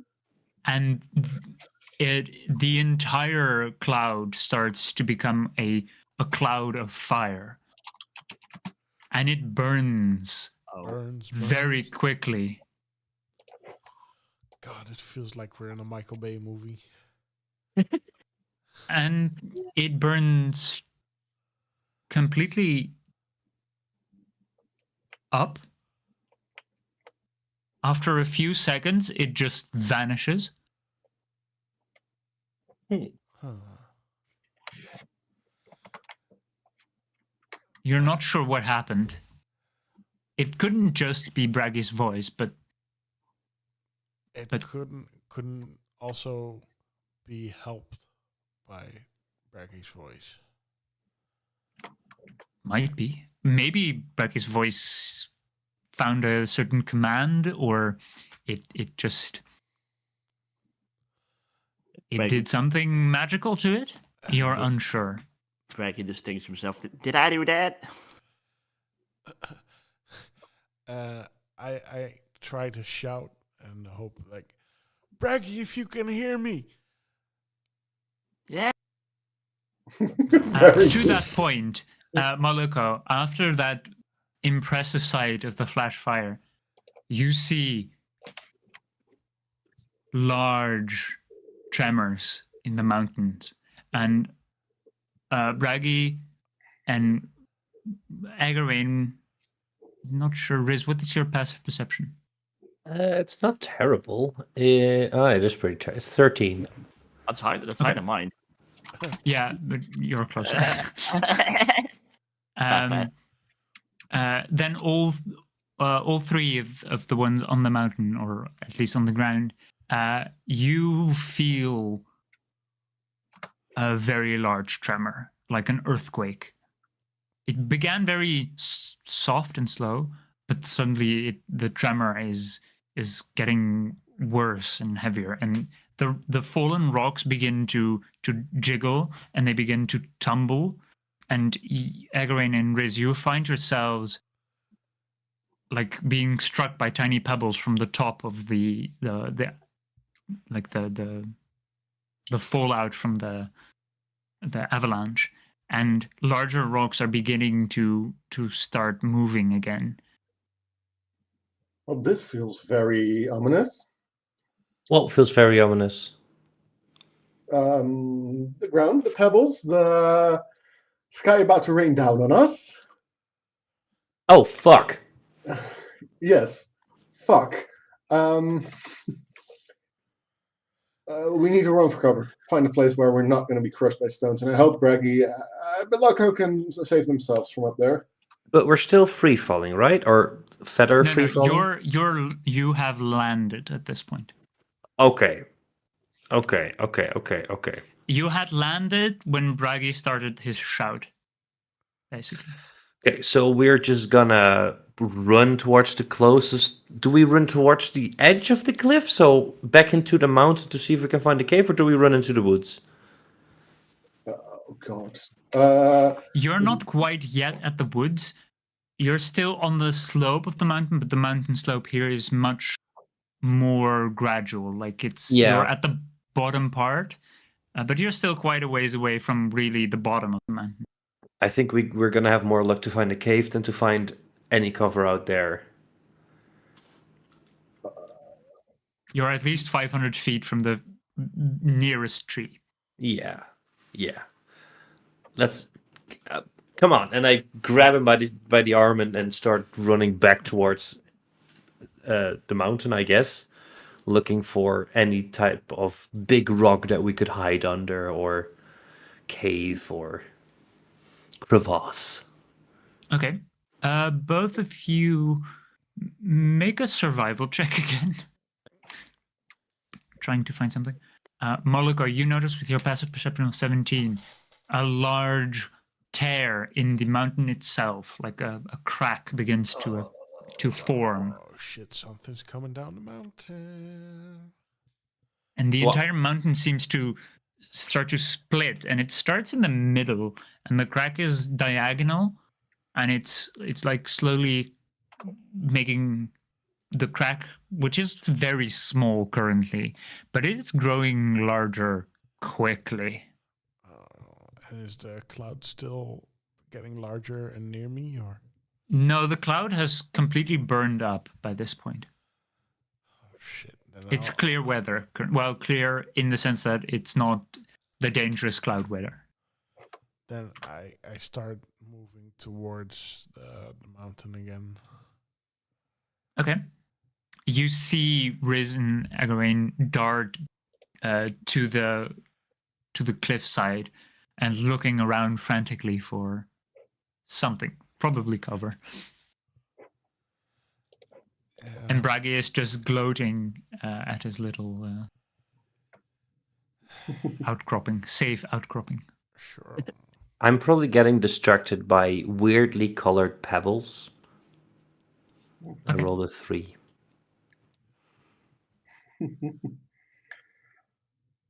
The pebbles are so nice and round. I've read about these. Am I also actively looking? Yeah, I said both of you. Okay, so that's a perception check.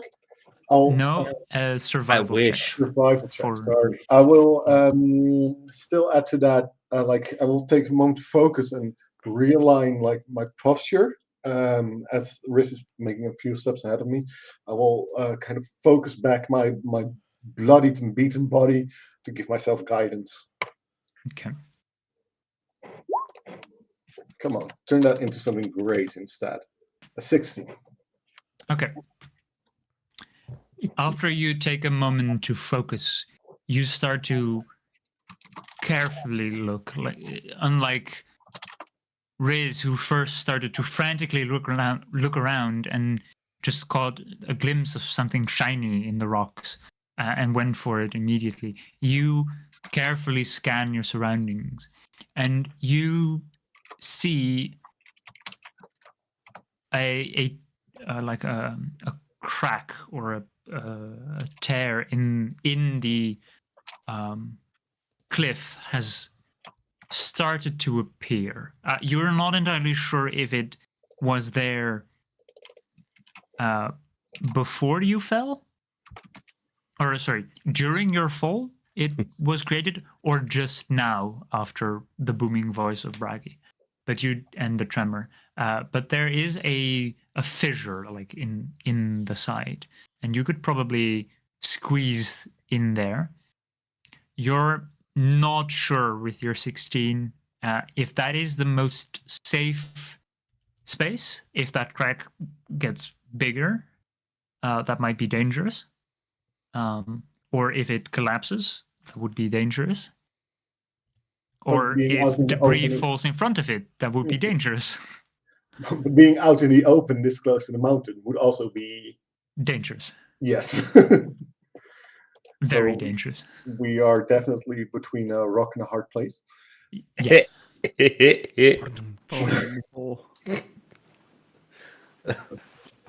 I'll be back in 20 seconds. Just gonna headbutt against the wall for a few minutes. Why? Why did he make that pun?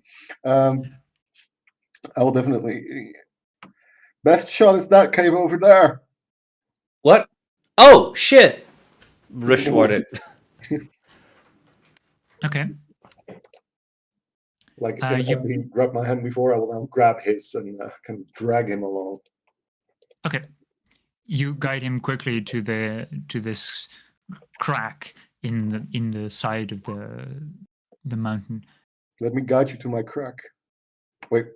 Wait. Okay. As you move your way there, you hear suddenly a very ominous, like music or.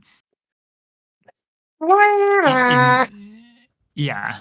Well, believe me, what Bragi is playing is not ominous. No, but because of the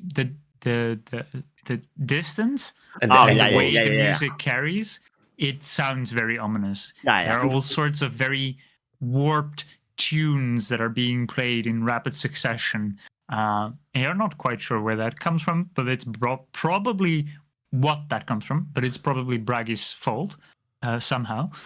It's I feel like always most of this is. Like, no offense, I'm back, but by the way. hi back. I'm Riz. Wow. Oh, I saw that one, Breggy. Hell yeah. That's so good. Anyway, Um, am I already getting closer towards Echoing and the elf and Riz? Yeah, you see them starting to dart into a direction, and you quickly spot, oh, there is something that has been just created there, an opening, a crack in the wall, and you're also going to that direction. And you notice that Braggy has started to unpack his bagpipe from his back, I think, and has begun playing a happy tune. Great. Can I already? If I say something, can they hear me already, or am I too far away? I would say you're quite far away, but if you shout, they could definitely hear you if you shout. I've got good news and I've got bad news. What do you want first? We're running towards the really. crack. What's up, Moloko? I've got good news and I've got bad news. What do you want first?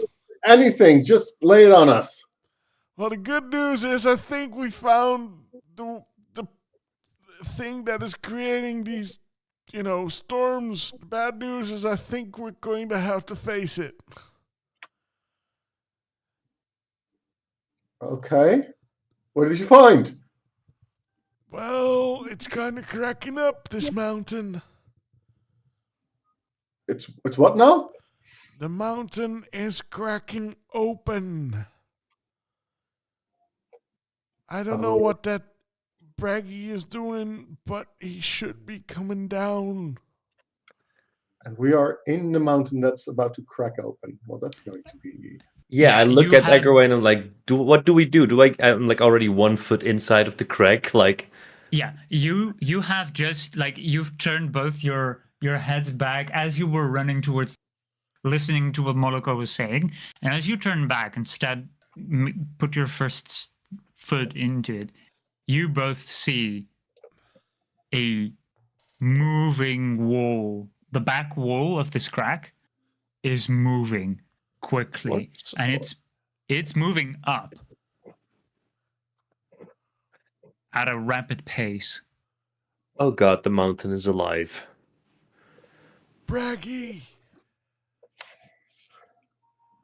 Eggerway, do I do something stupid? You need to get Braggy down any way you can think of. I don't care if he's willing to come or not, just figure something out. Do I cast message chat at Eggerway?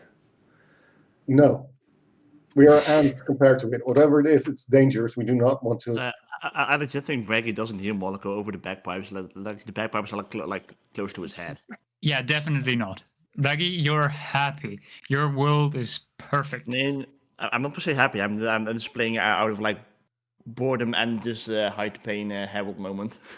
Yeah, but happy in the sense that there's nothing going wrong with you currently. Nothing is happening to you. Not to you. Not yet, it isn't.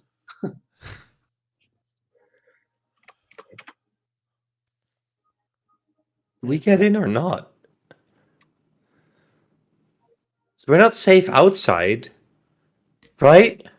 As you say that, you hear and see and feel another of those tremors, and you see the wall shift again and rush. This time more diagonal, and bits and pieces of the cliffside begin to fall, and you are slowly getting like rained upon by first small pieces. I think we get in. Well, we're screwed anyway. We go. There's no what to do. Let's find as much cover as we can. We may at least. No, let's get in. And Okay. Okay, you get in. Moloko, what do you do? They step in, and you also see this wall moving as you are very near to them currently. You were right behind them when they rushed further. If the idiots want to go inside, then I'll let them go inside. I'll go towards Braggy. Okay. You move towards Braggy, and that will take you a bit because you have to fly quite high up. That's okay. Braggy, I would like you to make a perception check with disadvantage. O'Neill. But perception is already not the greatest. I'm giving him the signal. That's a 4. I ain't perceiving shit. You're so focused on your bagpipe playing. No, I just continue playing. And you're in a rhythm. I mean, you do this to distract yourself, but it's good. It's great. It's at least something to do. Exactly. I'm just vibing. Riz and Agarin,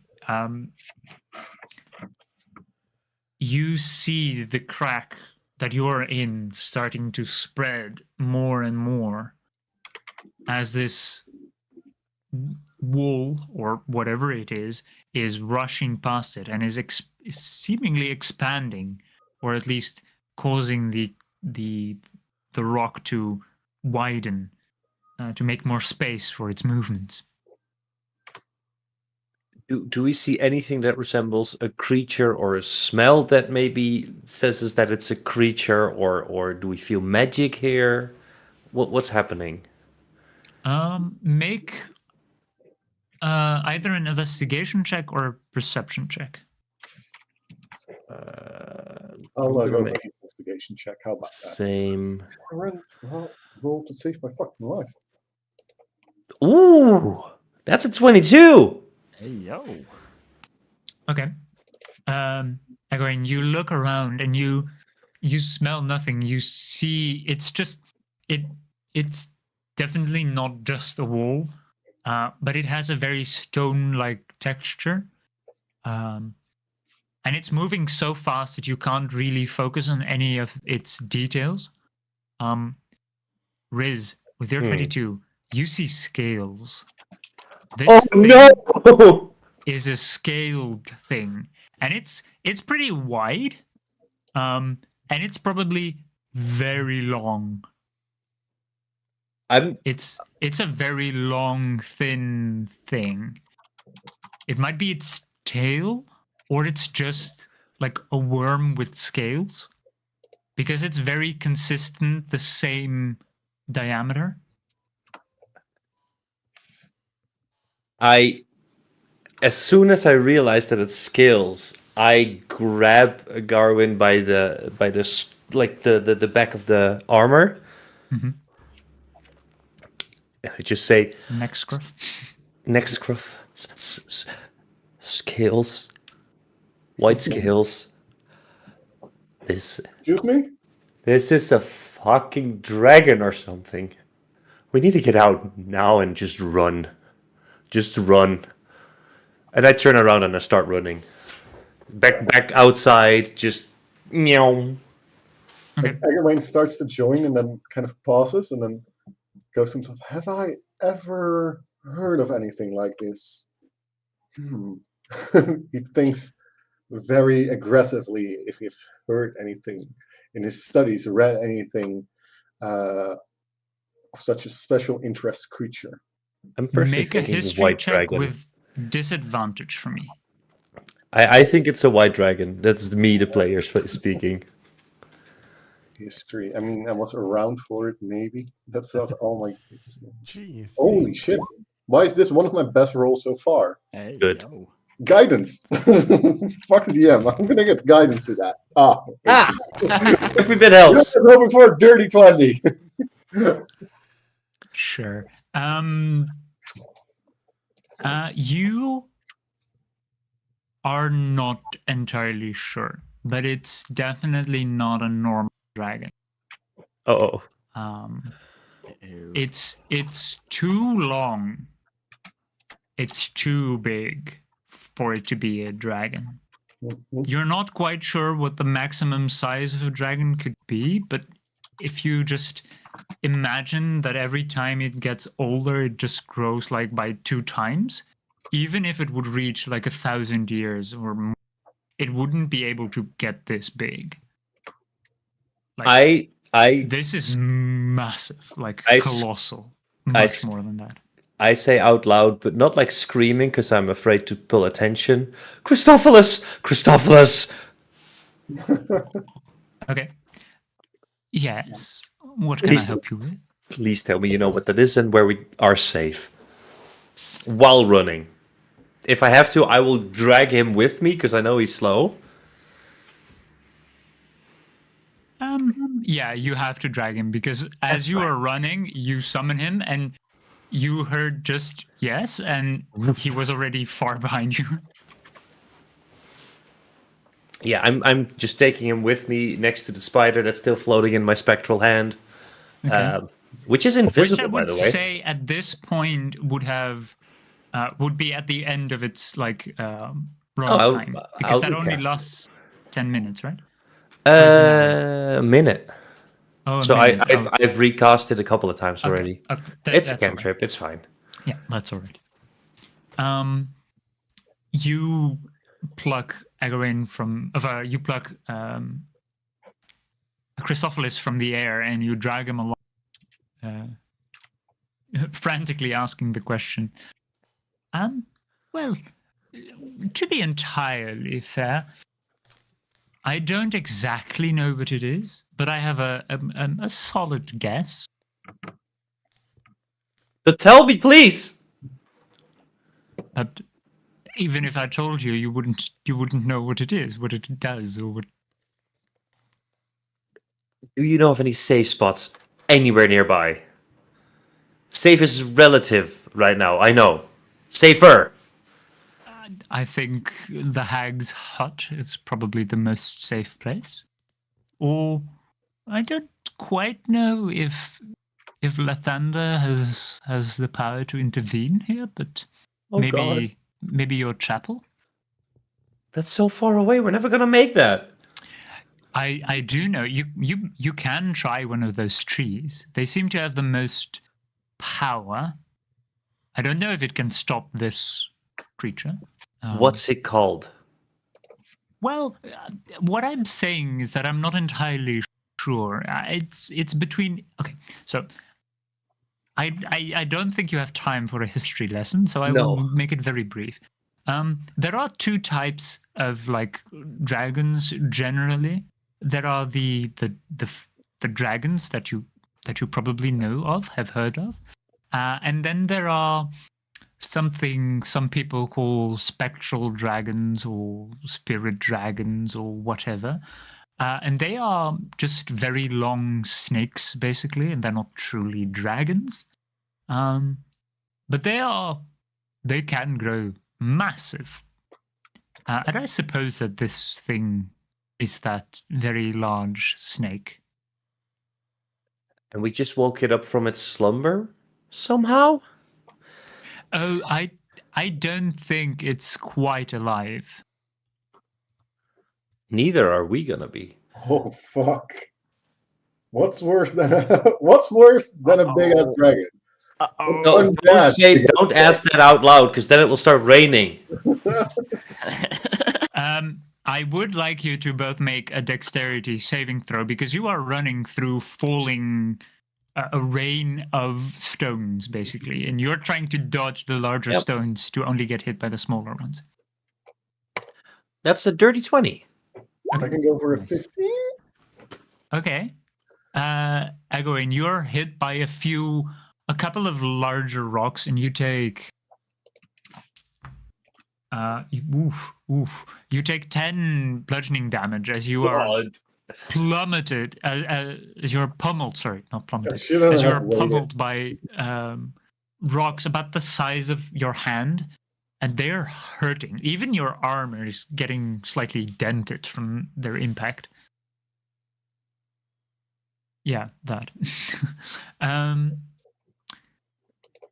I would. Okay. I would like Moloko. You are approaching Braggy. You're pretty much there at this point. But you see, as you climb this steep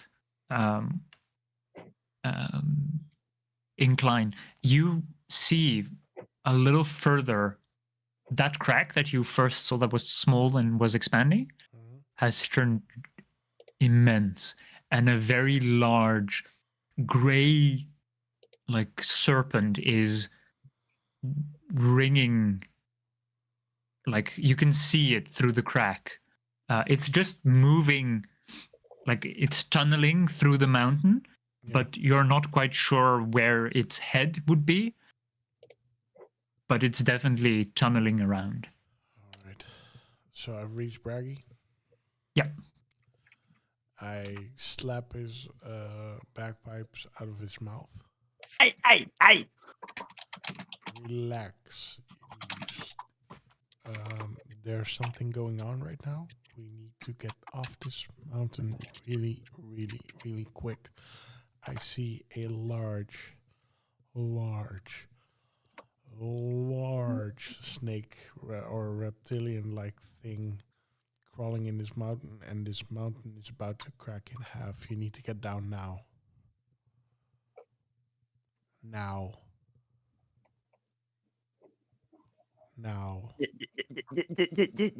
Did you say snake? A reptile. I don't know what. We need to get. You need to get down now. We need to get out of here quickly. I am so gonna fuck this one up. Greg is gonna do something very, very, very stupid. Yes. I apologize in advance. No worries, go for it. So, thinking to himself, also kind of out loud to Mortal. I heard something of some of that snake thing. Like a way ago. I don't know like the English word for it, but clear marker zit. Mm-hmm. He goes into clear markers zit, and he grabs his he grabs his bagpipes again. Or no. Actually, he grabs his flute. I forgot. I always forget the fucking flute he has as well. And he grabs his flute. And I go, Braggy, you need to get off this mountain now. Well, then the start of his normal flute, he starts like whistling as like a flute, and he's playing some mad snake charming tunes. To that point, I would like Moloko. I would like you to make a wisdom saving throw. Right. Birds and snakes, people. 14. Ancient enemies. You grab Braggy's flute, and suddenly your wings fail you, and you're falling, and your mind is drawing a blank, and you instinctively release the flute, and you just pick yourself back up, and the flute drops on the ground. Braggy, I would like you to make a wisdom saving throw. Oh no. A normal one, or yeah? Yeah, just a normal one. Back is not very wise. Let's say 1. Ooh. You always roll well. What the fuck? It's either very well or very shit. I don't want to, nothing in between. Braggy, you must get your flute back. You must. And you instinctively move towards it and just push Moloko away from it and grab it close. You almost lost something very precious to you. Yep. While I have my flute back, I start playing it again, I guess, instead of whistling it. Okay. What do you?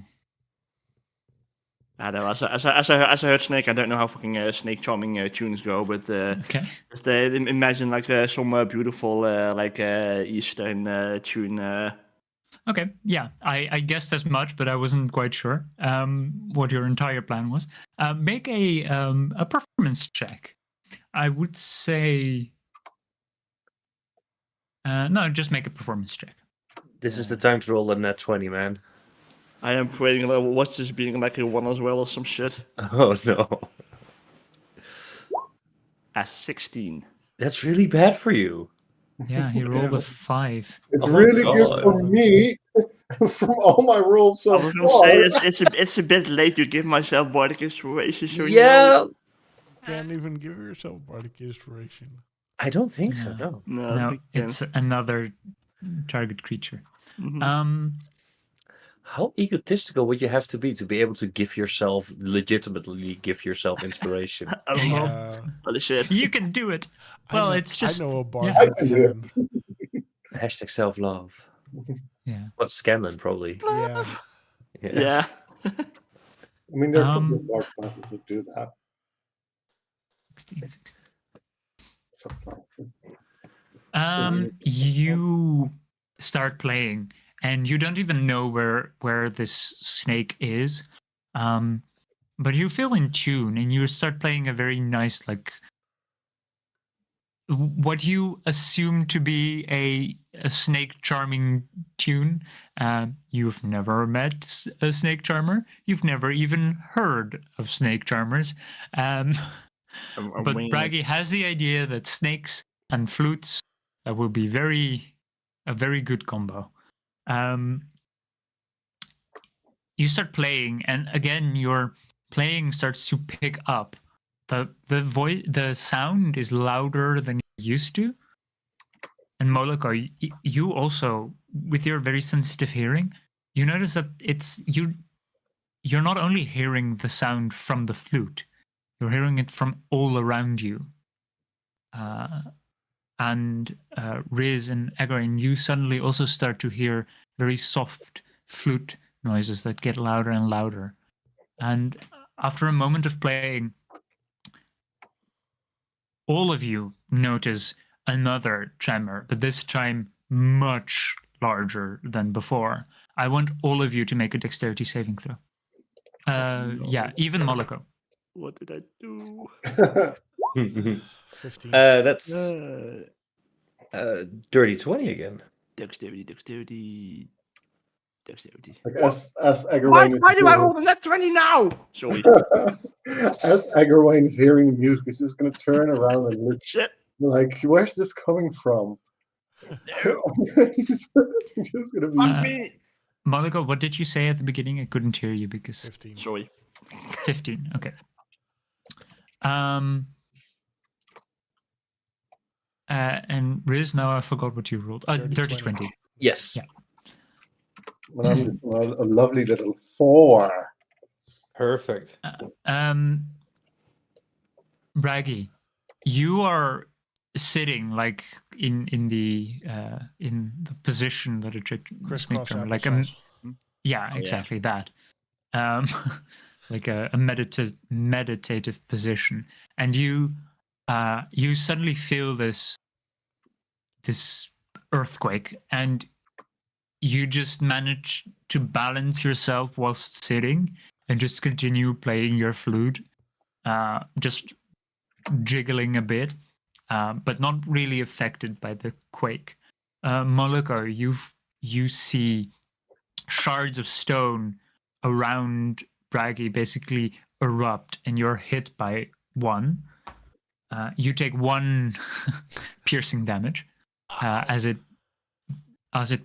like chafes around your, like it pierces through your wing, which wouldn't actually do damage because it's feathers, but still.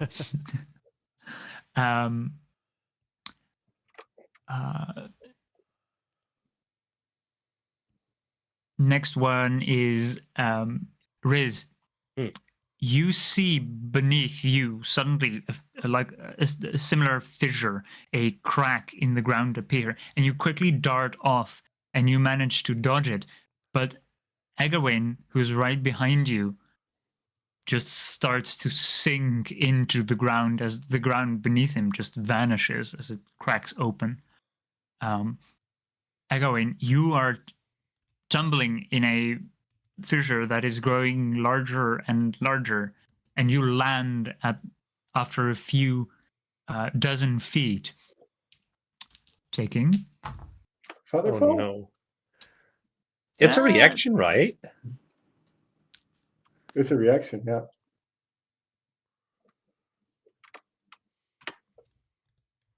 Sure. Down to my last spell slot, baby. Yeah. Then I would say you would only just from the sharp rock, because 60 feet at a time is still pretty quick.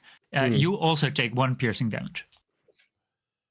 And you're down. That's a lot better because that could have been would have been 18. Oh God! Oh shit! You would have been down, right? Yeah, no. No? I'm going to be very low. Very low. This earthquake, suddenly you, Moloko, mainly you and probably, actually only you hear like massive, a loud booming noise as massive rocks tumble at a different side of the mountain. But you assume whatever it is has found its way out of the mountain and is currently, its head is probably that's the reason why this massive earthquake was it, because it found a way out. It burrowed out of the mountain and caused it to violently shake. What do you all do? Cry, but only on the inside. Oh, damn it. I'll be looking for a way out of this crevasse. Are you okay? And I drop down a rope. Okay. Which I'm holding, so... I shout to Braggy. You really need to come down from the mountain now. Do I see only like the one head or like both of the snake thingies out? You don't see. Any. You haven't seen the snake at all. Yeah. You have not seen anything. You True. just know that there is a snake. Oh God! Going against my own, like out of character, going against my own intuition, and I'm just gonna continue playing because I don't know if it's working or not. So yeah. I feel like I don't know if anyone's ever seen Naruto. We're battling Orochimaru. Oh God, yes. I have no idea, but I know him. Oh no! Oh no! It's gonna be great. It's gonna be great. We're safe. We're fine. It's fine. We're basically gods. It is basically a god. I feel this could be a Netflix show. Yeah. You continue. What do the rest do? Agarin, you can climb up. No, without much trouble. The rope. I would say, Ariz, make a strength check just because you're holding it. I was afraid you were going to say that. Because that's a -1, so let's see what's going to happen here. Don't you dare. A 5. Okay. Agarin, you make it halfway up, and then you start noticing that you're not going up much further. And Riz, you're sliding pretty fast towards it as you cannot hold it anymore. And suddenly you both tumble, you both start to tumble as Riz, you've just You've just been pulled into it by the weight of Egorine, mainly his armor. Yeah, I'm very sorry, Agarwain, but I just heard that I might take 18 points of damage if I fall down there. So is it an option for me to just let go before I fall? Because I would. Sure. I'm You sorry. would definitely notice that you're not able to hold it anymore. I would say, brace yourself, Story, and let go. Okay. I have a question out of character. Yeah. Is this a beast? No. This is not a beast. This is probably a god. Or just a creature. Or monstrosity, possibly? Friend. It's a friend. Just manifest that thought. It's going to be great. And why would you let me cast message at it? What? I didn't say no. I said I want to cast message. Should I cast message at it? And you said no. Agarwayne said no. Can I? No, never mind. Am I in any way, shape, or form close to something I can tie the rope on? The rope is gone. Do I have more than one? Probably not. You had in the bag of holding. I'll start climbing my own way. In the previous bag of holding. In the previous bag of holding, yeah. I would like to see if I can find any weak spots on our new reptile friend. Okay.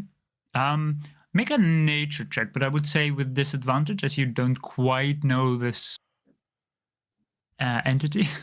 Okay.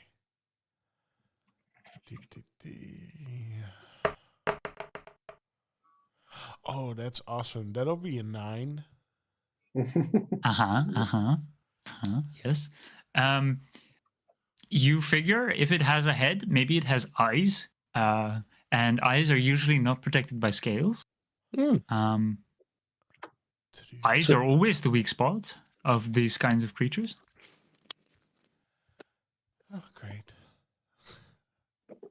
But you're not sure if you want to face it head on. I think you're pretty sure you don't want to do that. Well, it doesn't have any arms or legs. It is still moving furiously. You're not sure if it has arms. You have not seen more than just scales. Yeah, scales, very large, very sturdy looking scales from a very large creature. Like its diameter is the diameter of its whatever it is is like 100 feet. Okay. So it's massive. It's really big. Okay, I'm getting the fuck out of there. I'm moving 400 feet away. Okay. Braggy is continuing. Yeah, I gave up on Braggy. Moloko, as you're moving away, you get a better perspective of the mountain, and you see that its body is appearing in a lot of places. There are more and more cracks appearing. It is breaking the mountain from within. And suddenly you see behind the mountain, coming from behind it, a very large head with 2 massive horns. The head is oddly purplish, and it's very hard to make out the detail because it's still quite far away. But with your very good passive perception, you would definitely notice this. I will just give you a reference picture. Here. I can hear you smiling. Why does that concern me? A giant purplish head. I immediately thought of something else. Oh, that shit looks cool. Shit, that's awesome. Yeah. No eyes though. Oh, no, is that wait? He has 6 eyes. Yeah, a lot. Maybe those are nipples. 6 open. Oh shit, there's 6 open. Yeah. So there's 10? Yeah, there are 10 eyes on this creature. Alright, And you do also see that near its head, there are two very lanky arms. These arms are not covered in scales, but they are so that it probably can move much easier. But it's not looking very like very easy to hurt based on the fact that it now does have arms. Oh god. I will just for a reference. The eye is about 3 times the size of a human. Oh no. Nice. So this is massive, like incredibly massive. This is not good. Not good at all. It's fine. Sure. Oh, for the listeners, maybe to say it's hard to describe, but it has 10 eyes in its neck, like the front. I don't know if that's also the neck. And it has no eyes on its head itself. It has a very large dragon-like maw, but with where its eyes would be are massive horns that are purple and smooth. Would you describe his maw as toothy? Is it a toothy maw? Definitely. Yeah, it's definitely a toothy maw. Oh, we're in for a ride, boys. If you send it to me, I'll show it on screen. I can do. Do be careful, because the name of the monster might be in the file name. Yeah, it's not. It's a string of numbers and such. Which is the actual true name of the creature. His name is actually the same name as what Elon Musk named his child. Yeah. I would name him Bob. I don't know if I can quickly find it. I'm very sorry. It is probably fine. And it might very well be a web page rather than An actual picture. Yeah, than an actual picture.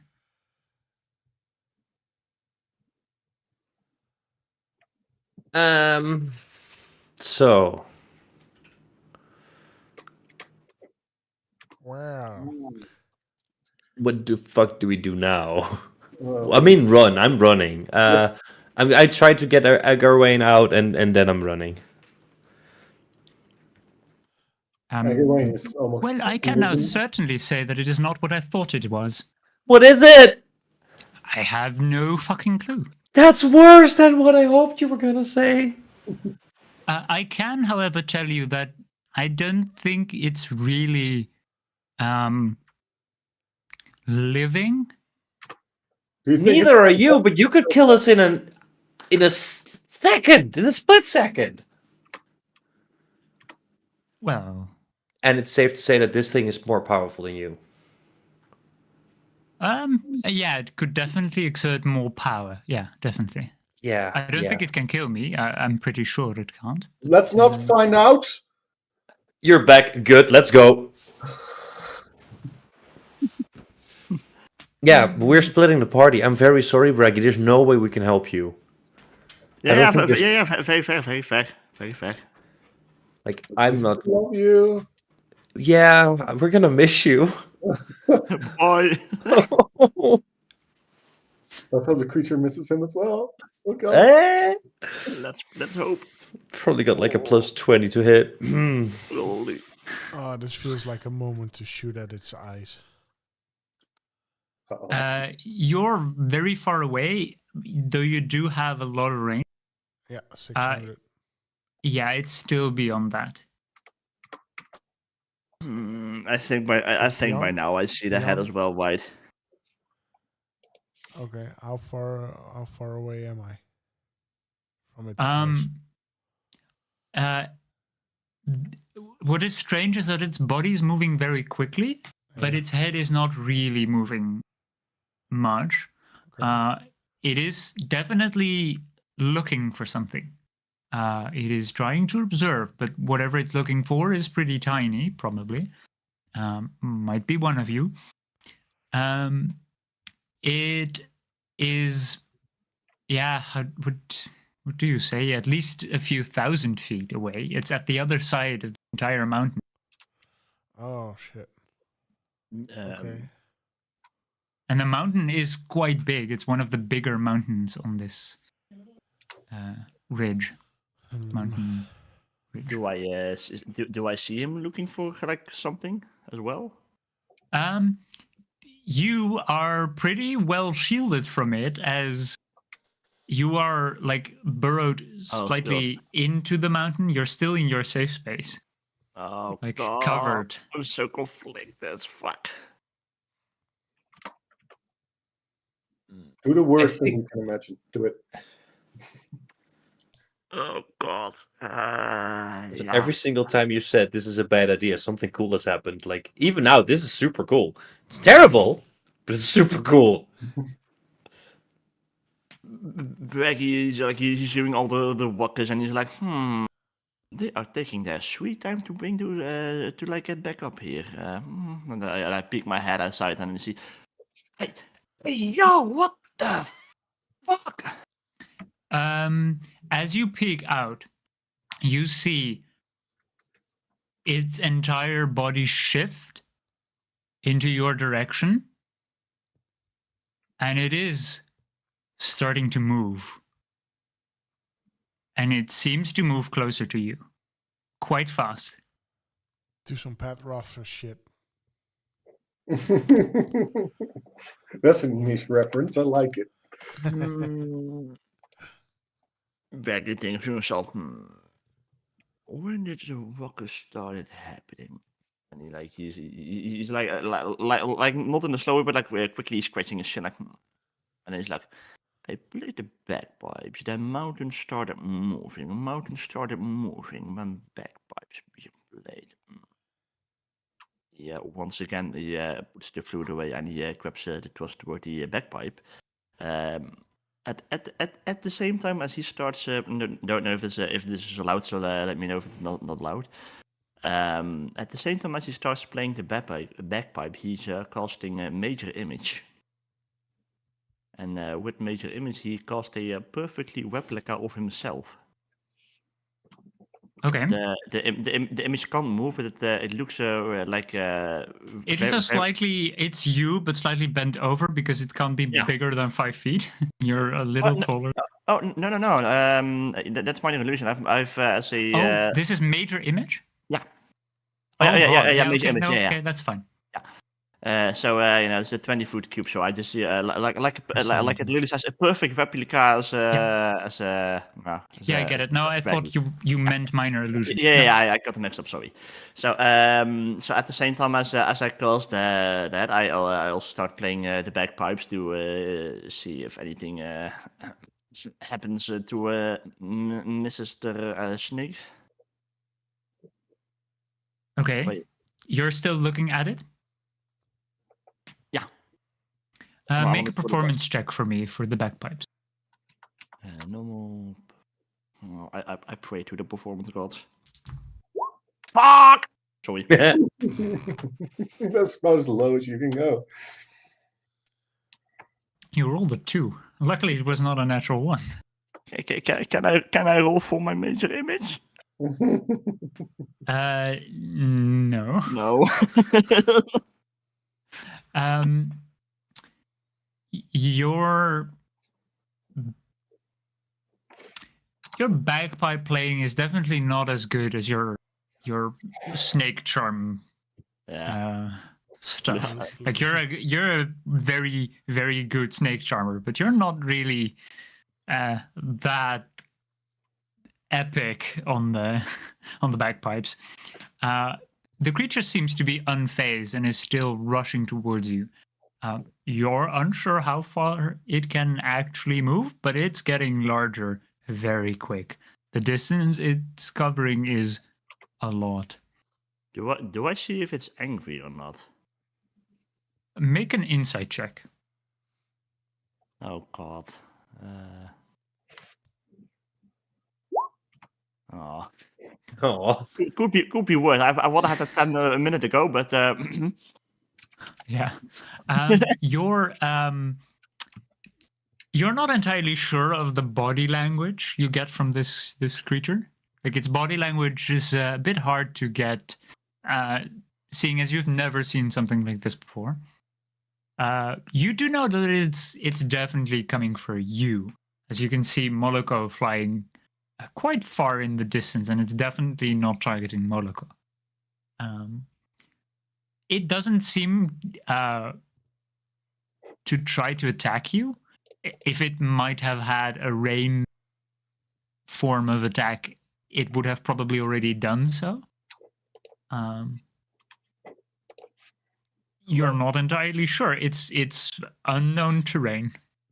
well, thinking to myself, if it goes pretty fast, I probably can't really escape with my hippo speed. actually, DM, unknown terrain is my favorite terrain. Oops, a boulder fell from the mountain. You're dead. No. Is there something happening with the big the thing in the middle and the tower? Because the mountain is splitting. Oddly enough, both the castle and the tower do not seem to be damaged or involved in these tremors at all. It's as if the tower, if the mountain higher up, is completely fine. So weird. I think Reggie very ashamed of this is what he's gonna do, because it's not really what his warrior bring up has taught him to do. But he's like, I'm probably gonna die here. I can't run away. The fuck. And he sees his like when he technically is like he's way too over dramatic as well now. When you see his light flash before his eyes, suddenly has like a like a light bulb moment above his head. He's like, I had it once before where I thought I would die. And he whips out his one tactic that has never failed him before. Baby hippo eyes.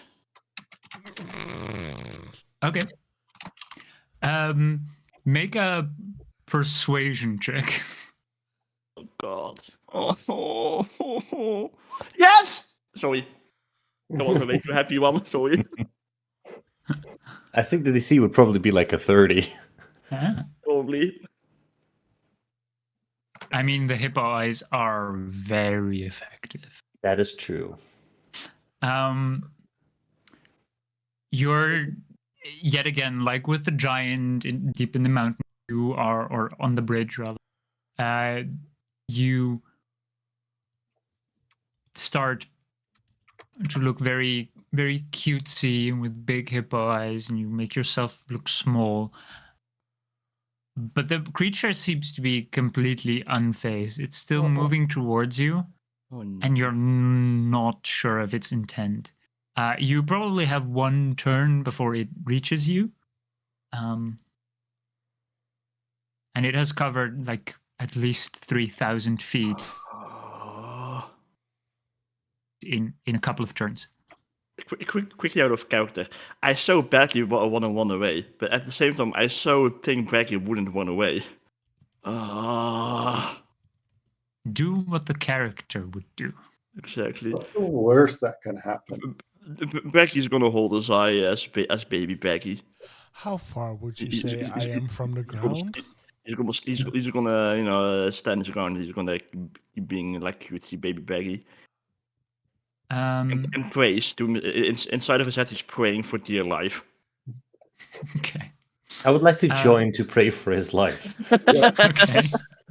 Everyone is having the popcorn he took out from the bag of holding. Yes, you had popcorn prepared for this eventual. Yeah, Those are burnt ants. Oh yeah, burnt ant. Yeah. Crispy. The popcorn kernels are just the burnt ant pieces. Moloko, you're about, let's say, 100 feet from the ground. No, I was asking for Braggy. For Braggy, how far he is from the ground? Yeah. Well, he is standing on that ledge, so that would be 1,000 feet down. 1,000 Pretty feet. much. I think Beck is gonna have big ouchie regardless. You continue with your cutesy look, and the creature moves rapidly towards you, not stopping at all. And you just get the idea that it's just going to ram you. It's just only moving. It's not looking anywhere else but you, and it's focused on you. And you feel these 6 eyes upon you as you look back at it, trying to stay cute. And suddenly it's just black. Braggy, I would like you to make a wisdom check. A normal one? Yeah. Oh, Just straight wisdom. I would like you to make a new character. I am afraid. Yeah, I am afraid. No. A natural one. This is so I don't painful, but think so you've- beautiful as well. Sorry. Have you ever rolled a natural one before? Yes. Yeah. Yeah, I think once or This twice session. before. This session. Yeah, but before this session. I think once or twice. Damn. The last session as well, I believe. Okay. Yeah. But that he rolled a natural 1 and then still got a 10 or something. Like, Yeah. with a natural 1, your mind just blanks out, and as far as you know, that's it. Moloko, you're probably the one that is the most vigilant on this and has the best sight. When the creature impacted Braggy, it completely vanished. Oh no. The entire creature is gone. The massive creature is completely gone. Oh, it's the creature that's gone. You don't quite see Braggy. You're pretty far away, and you're not at a good angle. And Braggy is at least not standing up anymore, but the creature is gone. Maybe Did the Beck is tremor good. stop? I think The Moloko- tremor stopped, and there are still some bits and pieces falling, but there is no more movement Oh my as god. far as you know. I Braggy believe, ate him. I believe Moloko would put 2 and 2 together. I go, oh shit. Oh shit, this is bad. Oh shit. And I fly towards Riz and the elf. And I As you're making your way towards this, Egwene is going to ask Christophilus. So, Christophilus, do you think this creature is from this plane or maybe from somewhere else?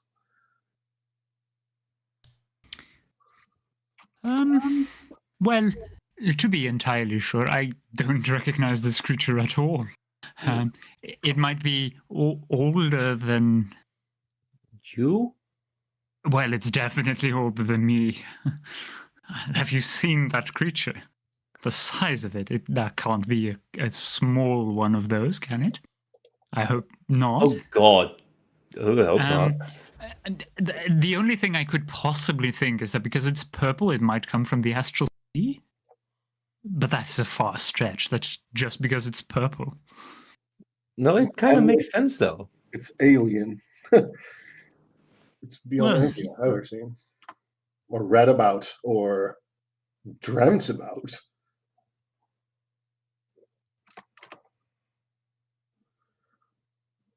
Is that Moloko heading for us? Moloko, I thought you were heading to Braggy. No, towards Okay. Riz and the elf. Okay. Yeah, then I'm you would back to probably the see. elf. God fucking damn it. Wait, check. Just Yeah, want you want a public or private? Like only to you. Oh.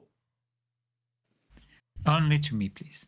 Then I have to make sure. Okay, let's pay. I do this the right way because I think I can only like make walls that only you can see them. General. Yeah, if you can. if I do the 2T gem. Yeah. Oh my god, spoiler alert. Okay. Oh my god. Ermagerd. It's another net one, isn't it?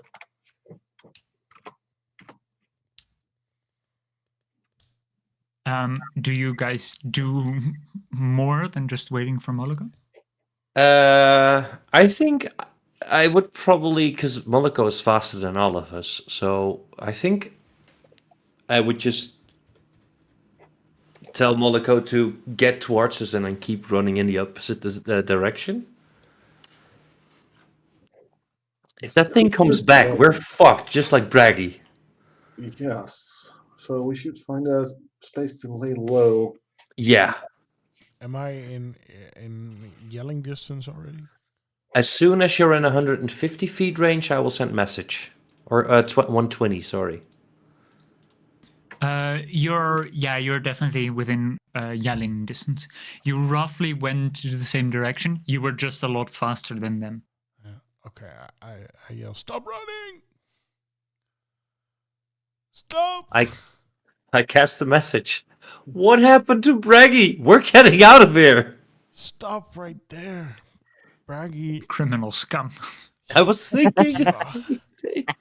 Stop running, you assholes. Hey, you're finally awake. Braggy and the monster, I think, are now one. What? Oh, he ate it? No. Who ate whom? Sorry. Is this still a message? I'm constantly. Yeah, no, we're gonna wait for you. It's fine. You're gonna be there in one turn, right? Yeah. Yeah. We'll wait. Good. And I'll just say, like, 1 minute, one minute the dragon, the thing is there, and next it's gone, and only Braggy's left. And I think something happened to Braggy. I would assume so. Yes. I'm guessing that Braggy got teleported towards wherever that thing got teleported. But Braggy is still here. The thing is gone. Did you see Braggy? Did you see his body? Do I look like the kind of bird person that doesn't see anything? Then why are you here? You weren't quite sure if it was laying there, but you did see something on that ledge. Why am I here? To stop you from running and to get our friend back. Which probably is not our friend to begin with anymore. What do you mean? Well, if there's a monster coming out of a mountain, something interaction between friend and said monster happens, and said monster is gone, that kind of makes 2 and 2 4, don't you think? What do you want me to do? Shoot my rock at it? Well, let's go get towards Braggy to find out, or you want to leave him there to rot? I had assumed it had eaten him and taken him away to some place beyond imagination. Yeah, and I'm telling you, it's not. Well, that's great. Thank you for the information. Now, how about if we had someone who had wings to reach up there, went ahead and retrieved our companion? That would be fabulous. Yeah, that would be great now. Oh, wait. You're talking about me, smarty pants. Yeah, you got it. Oh. Yeah, but I had to stop you from running, didn't I? No. Bye. No, regardless. And I fly off. He would have found us anyway. There's I no. fart in your general direction while you talk towards me. No, I'm talking towards Riz. It's like there would have been no way we wouldn't have found them somewhere again. There's no getting rid of those two. But I'm glad there's a chance. 1 second. Do birds fart? Nope. They do not fart. Birds are not capable of farting. They just explode if they're too gassy. It's such a good thing. This is a fantasy game. Oh no, wait, they do pass gas. There's no sound evidence of birds doing the same. He's tied a ninja So- force for this. All of your farts are gonna be the silent deadly ones. Yeah. Do you smell that? Is that the dragon thingy? Like every time he's like, do I smell popcorn? You should worry. Sulfur everywhere. I cast message towards Moloko and just go. No. This is a very our friend might be you started it. Our friend might be dead, and you farted in our general direction. Yeah, because you were being such bitches about it. I've died enough times in this. No. I'm not getting closer, Eggerwain, are you? I'm fine with staying here for now. I'm not getting closer.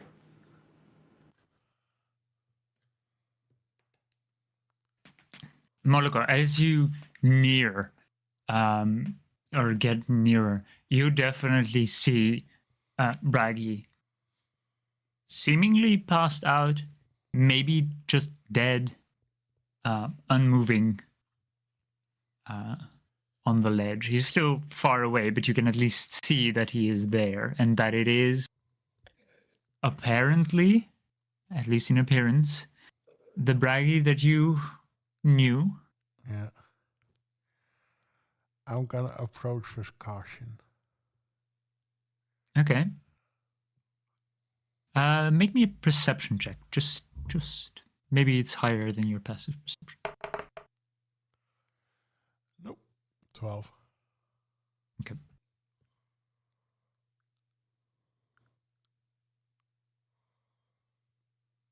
Just real quick. Asking another thing. Mm-hmm.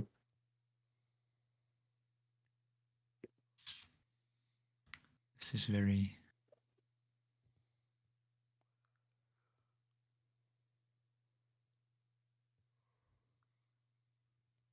This could be very interesting. Sorry, he has grabbed something real quick for me. Let's talk amongst yourselves, please. Is the Roman Basilica really? Go ahead, talk amongst yourselves. So, Christophilus. Okay. Oh. Sorry.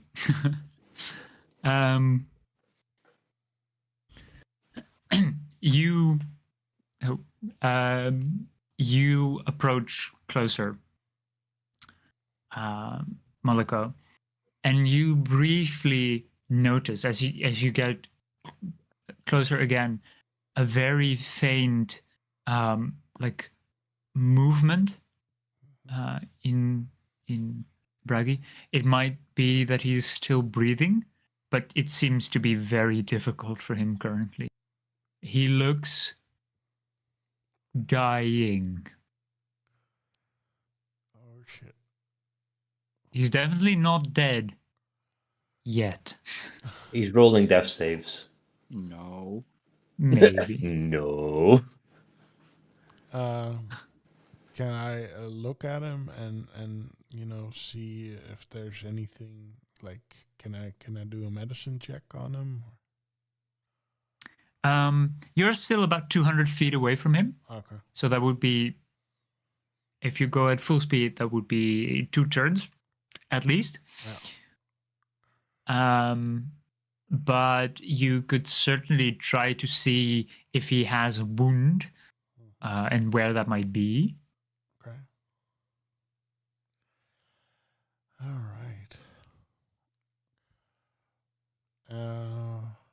if I dash? Well, Yeah, with your dash, you're unless you yeah. disrobe your armor. Which takes about 10 minutes for heavy armor at least. Yeah, but this isn't technically medium, but then light-ish. Yeah. But that's still a minute, I believe. Yeah. Well, damn it. Wait.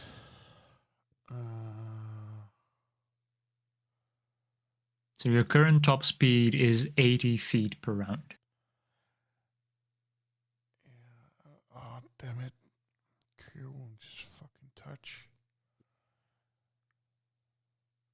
If I Can you Healing throw a word is 60 potion? feet. Yeah, I don't have healing word. I've only cure wounds.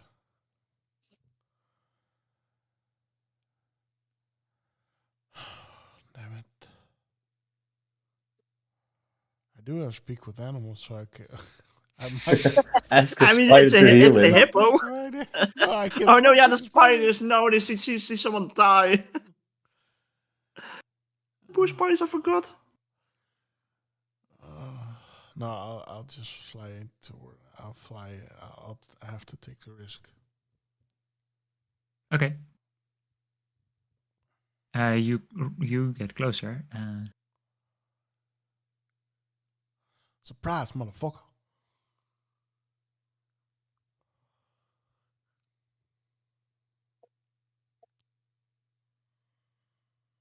And we're waiting. This is tension.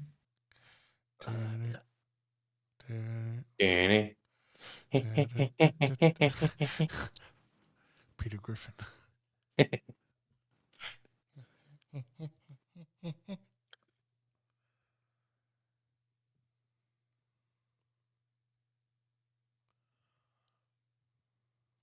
He is typing.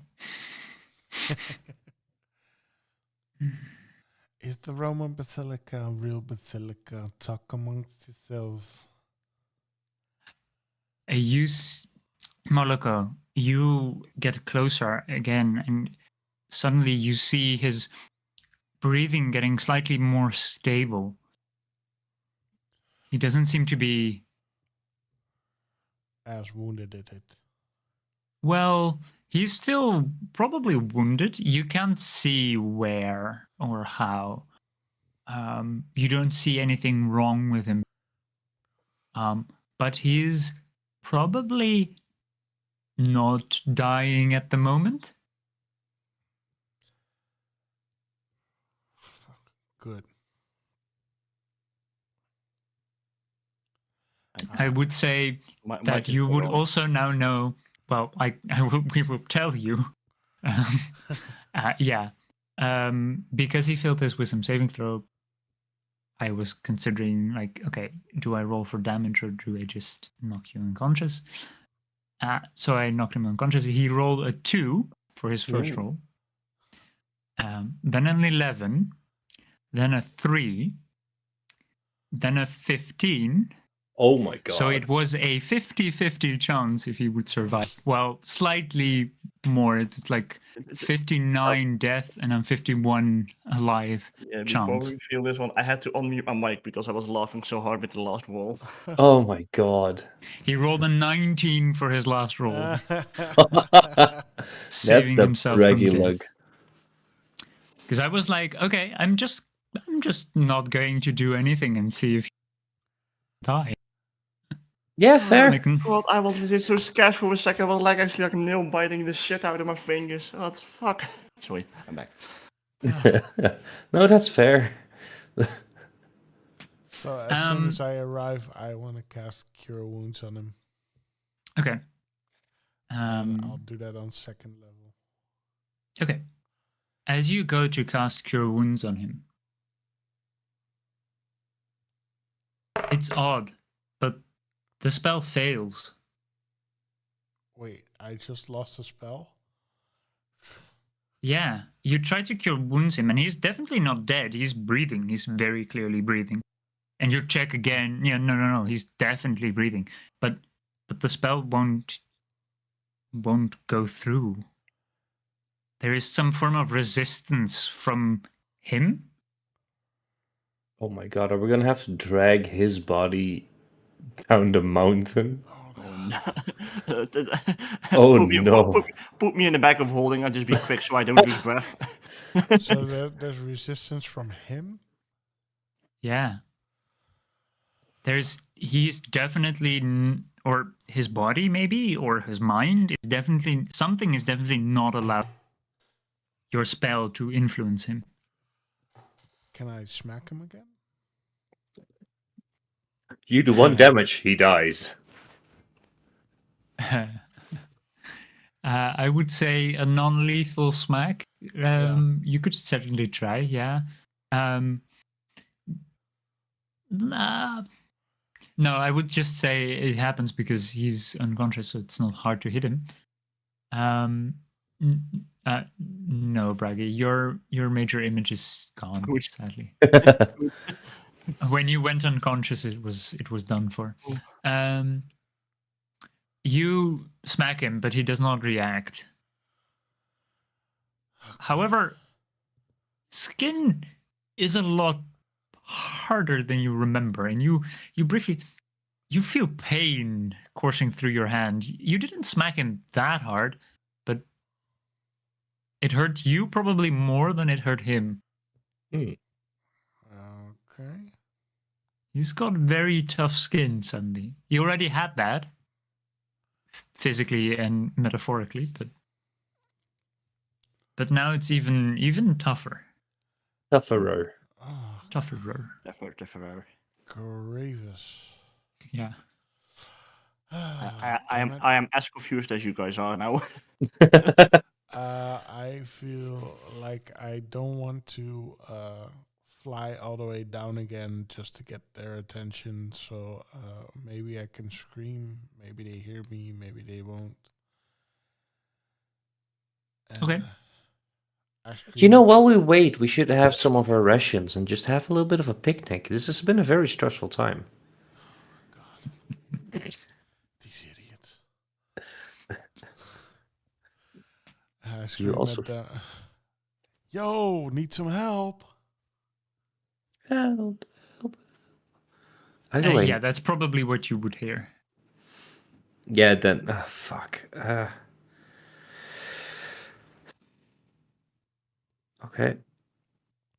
Okay, let's go. I don't know what Garwain is doing right now, but we start making our or I would start making my way back. Okay.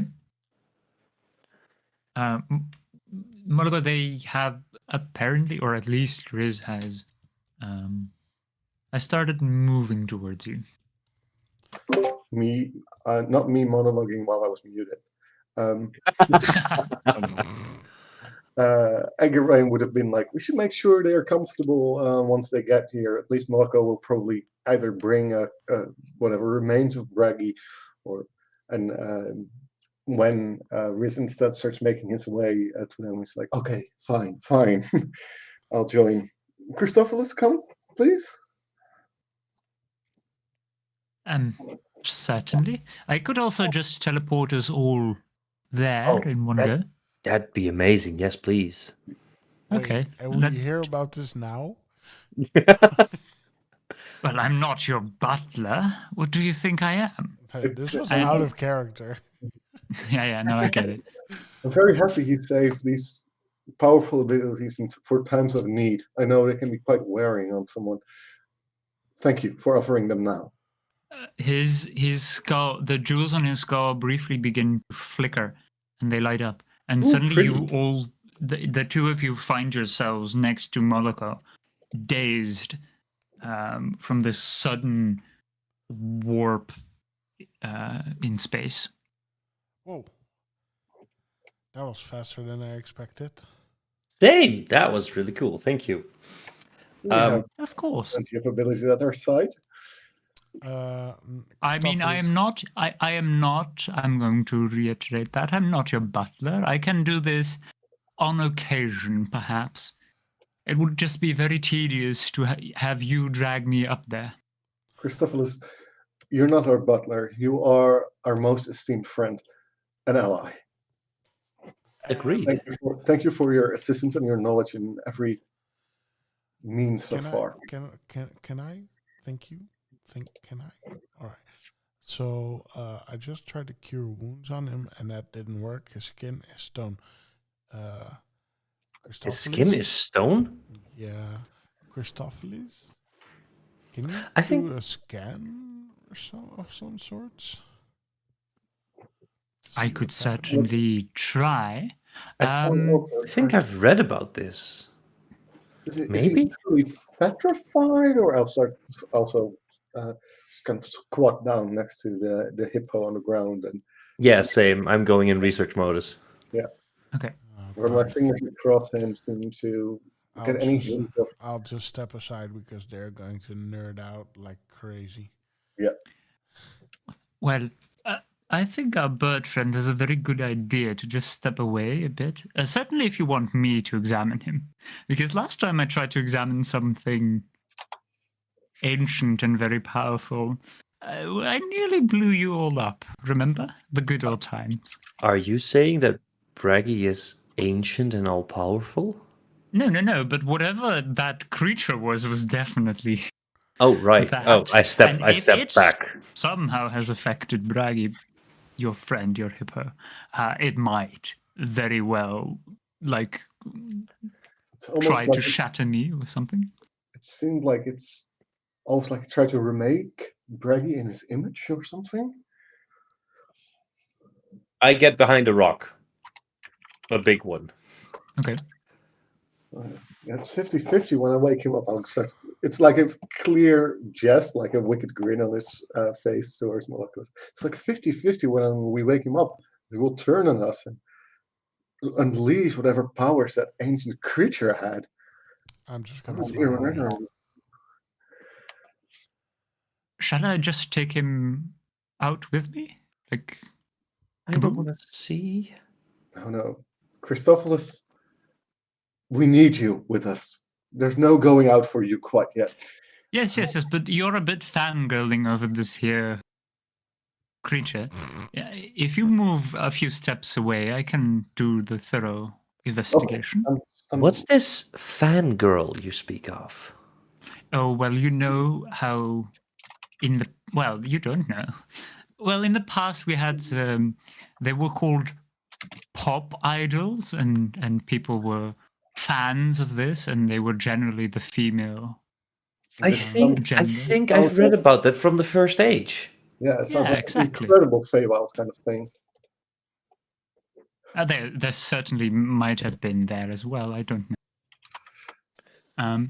He starts back to the game. He starts. The entire skull starts to shift and change its shape into a much larger skull, and the jewels disappear, but a band of gold, a circlet of gold on his head appears, and his entire being enters a state of meditation. The head, and who focuses on it, and Riz, you notice this is the same kind of thing he tried on you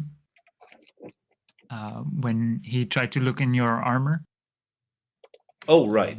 You're not quite sure what the extent of this power is, but it probably has a very powerful divination essence to it, to divine the truth from something. Like an identify spell, but super powerful and old. Yeah, something like that. You know the spell that might be very similar to it that's called Legend Lore? But that requires it to be somewhat known. Yeah. But you don't know if that is exactly the spell, but it might be familiar, or it might be that exact thing. You're not quite sure. Interesting. But he focuses on it, and he you see like an aura around him form, and it's trying to pierce And Moloko, you feel a very similar resistance. Whatever Christophilus is trying to do is also being resisted. Damn. And Christophilus struggles a bit and tries to overpower it, but then just curls back and is shot back a few hundred feet. Ooh, are you okay? After a quick teleport, he is like, "Gods, that is How rude." aggressively defensive. Jesus." Who's this Jesus? No, I'm sorry. Jesus is an old friend of mine. We knew each other from the first era. Oh my god. Canon. He was Jesus. supposedly the son of God. I don't know. Which one? The god I of change. don't know. Jesus of Waterdeep. Jesus. Okay. Okay, now that the aggressive magic, by the way, can you teach me that spell sometime?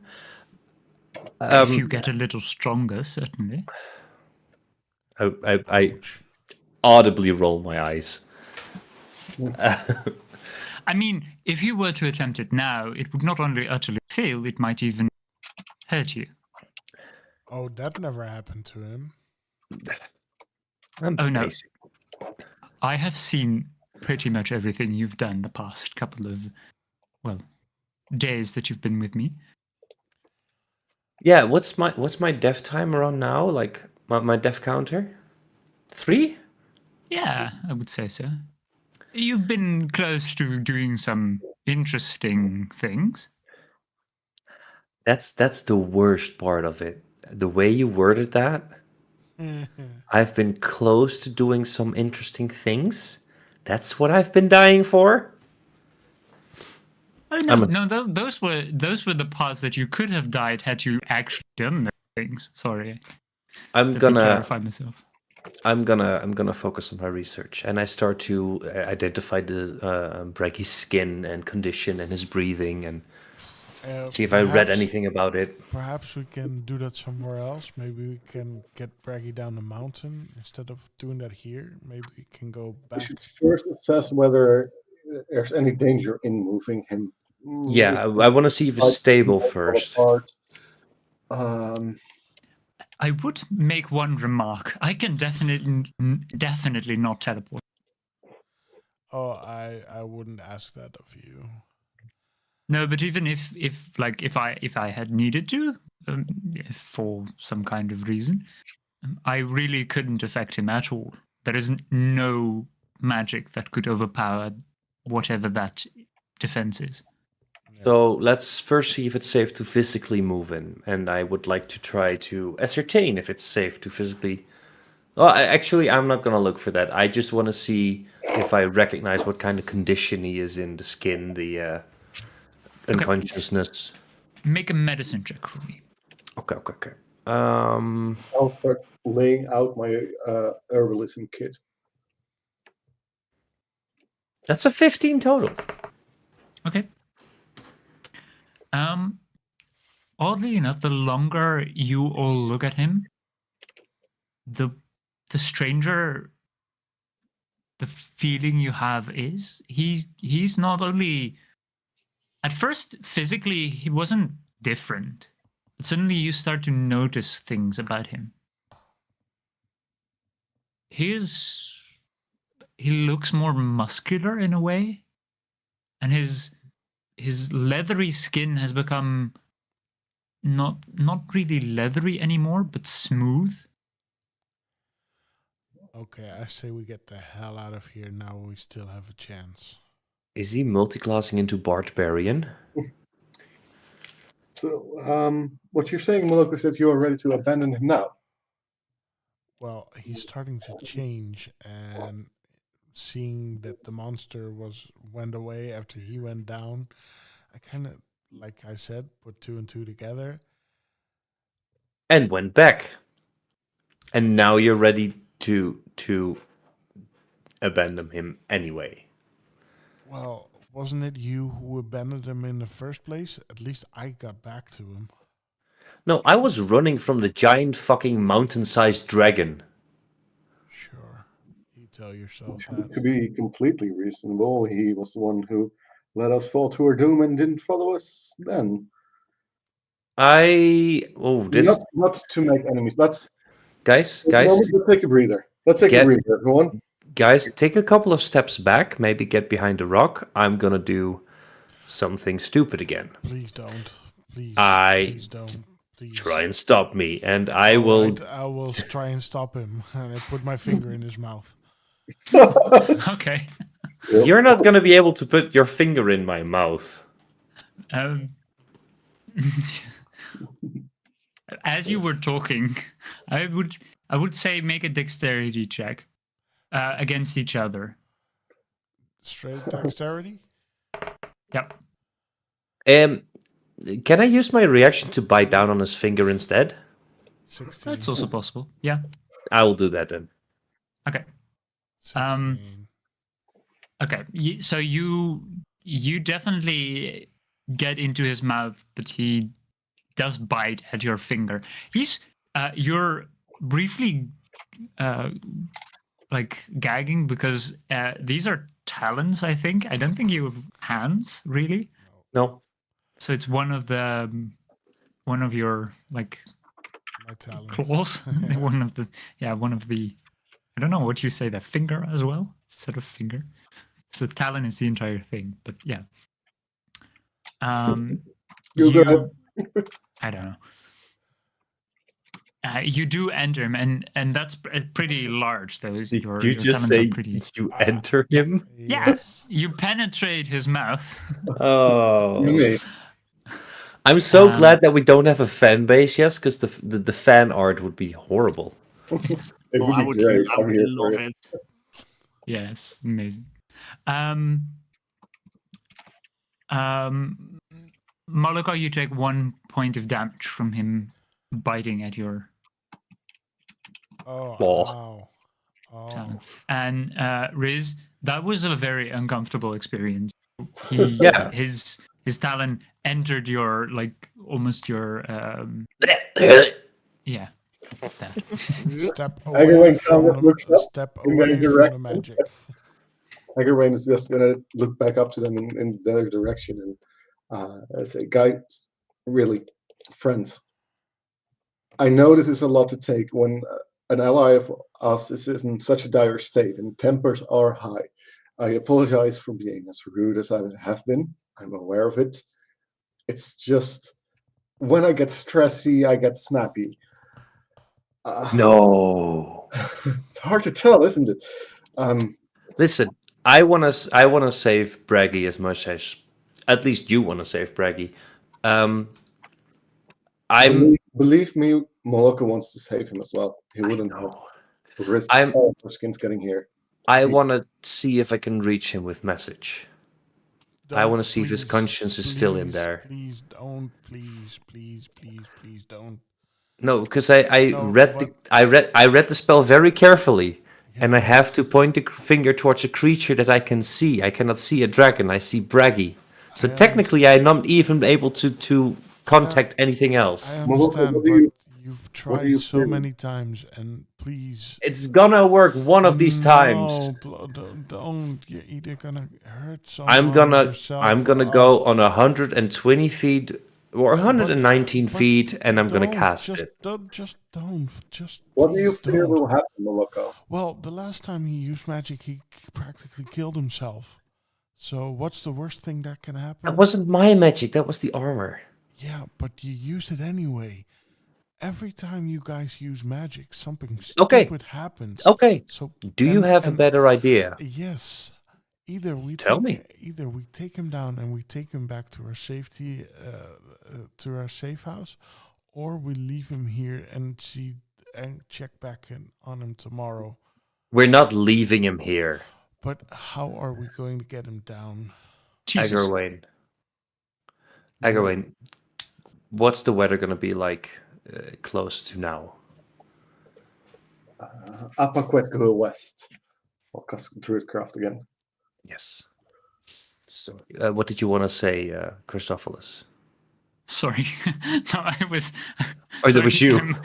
I'm completely out of it. Yeah, no, that was me. That was who was suddenly was scared to death by an ad on a website that suddenly started making very loud music. Oh god, Jesus! And I didn't know which website it was because all my tabs were muted except that one apparently. Ah, sorry. So I missed pretty much everything since we leave him here and go back to him later. Yeah, I said we're not doing that, and then I asked Garwin to Druidcraft for the weather forecast. Okay.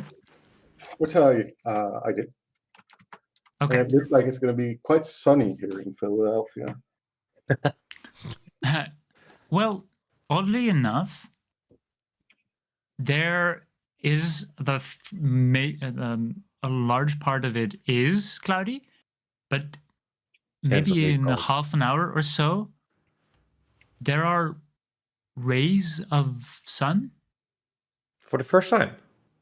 Yeah, this is the first time you've ever seen real sunlight, probably. That's concerning, you'll say, looking at the sunlight. Yeah, I mean, the implications are concerning. This creature has left or perhaps entered upon Bragi, and now we are getting rays of sunlight, which means perhaps even in its slumber, this creature affected the land around us.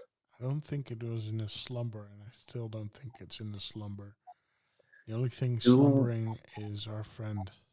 Do we think we can make a stretcher strong enough to carry Bragi, and do we think we are enough to carry him off the mountain on a stretcher? You can't walk.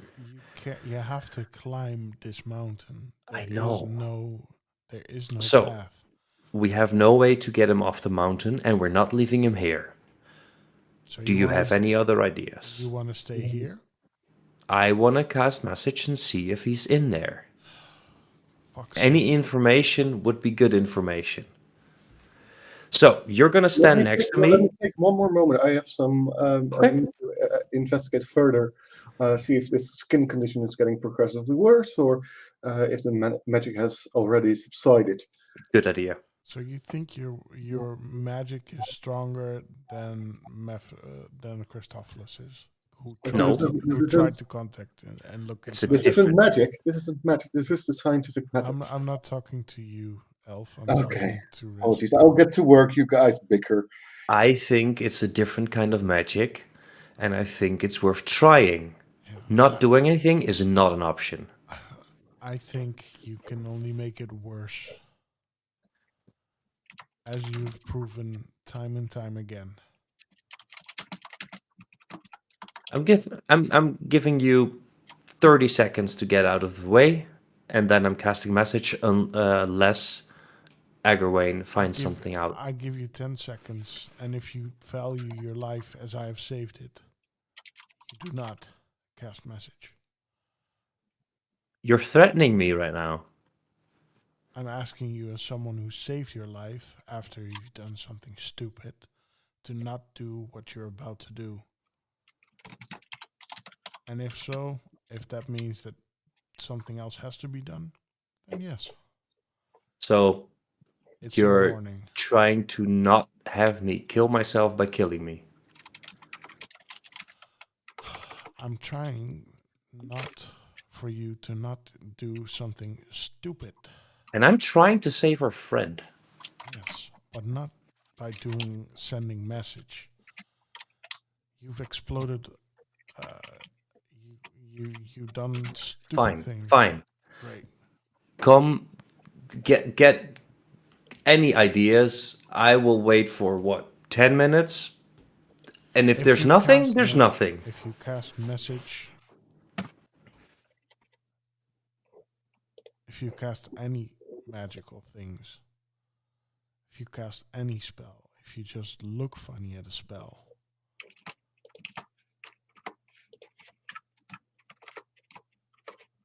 I want a stealth cast message. Such a dick move. Uh-huh. Okay. Yeah, no, he's agitating me. I think I roll. would see that, and if not, I would say roll for a sleight of hand. I think you have to. You definitely have to point. So you need to do it very obscured. He's expecting me to cast anything at Braggy. I'm casting it at him. But I do want to do it stealthily. Okay. Just to make a point, honestly. Okay. Do roll for stealth, please. Yes. Sleight of hand, right? Doesn't Sorry, really yeah, matter. sleight of hand. And Eggerwain, could you please roll for me investigation?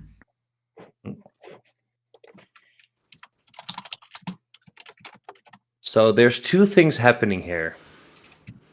First off, it's at will, which means it goes off. Second off, he definitely noticed it. And you hear in your head, Moloko, you're not fast enough. and I push him. That's fine. I push him off the cliff.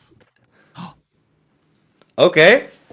I would like you to make a strength check to try and push hard enough so that he... Because I was not gonna... I'm not at the cliffside, right? We're next to Braggy. There is not a lot of space on this. That's fair. You're very, very lucky. I rolled a 5. I have a -1 at strength. This is more of a general strength Okay. check, just to see if he has enough. Because this also took you by surprise. You would not expect this. No. So, but you are shoved, but you are not pushed. Could the two of you please stop distracting me? You clearly do notice the intent.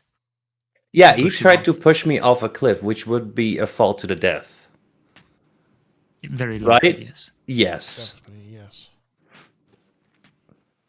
Moloko, I would encourage you to apologize in these circumstances. No way. There's no way I'm gonna apologize for this. I warned him. Do you want to add another body to the list of dead friends? Is that truly what you seek right now? That is what I'm trying to avoid. I warned him, and what can I do? What do you fear will happen? What do you fear will happen if we try in our own ways to help our fallen friend? Well, I don't know. Maybe somebody blows up. Maybe someone dies. I don't know. Maybe. Yeah, maybe. Shoving someone off a cliff, however, is certain death, which you chose. Yes. So again, I would like to ask you to apologize, because if you do not, then what? Things will be very tense between all of us for a very long time. Well, I asked him not to do it. I told him not to do it. He knew what the consequences were, and he did it anyway. So, where in this part do I apologize? I'm just doing whatever I said that I wanted to do. Attempting murder is worth an apology? No. You are farther gone than I could even imagine. Oh, says the high and mighty elf. Oh, for fuck's sakes, yes, please. Tell me how good you are. Yes. At that point, after bickering between the two of you, you both notice that your friend Riz is already a few hundred feet just walked away.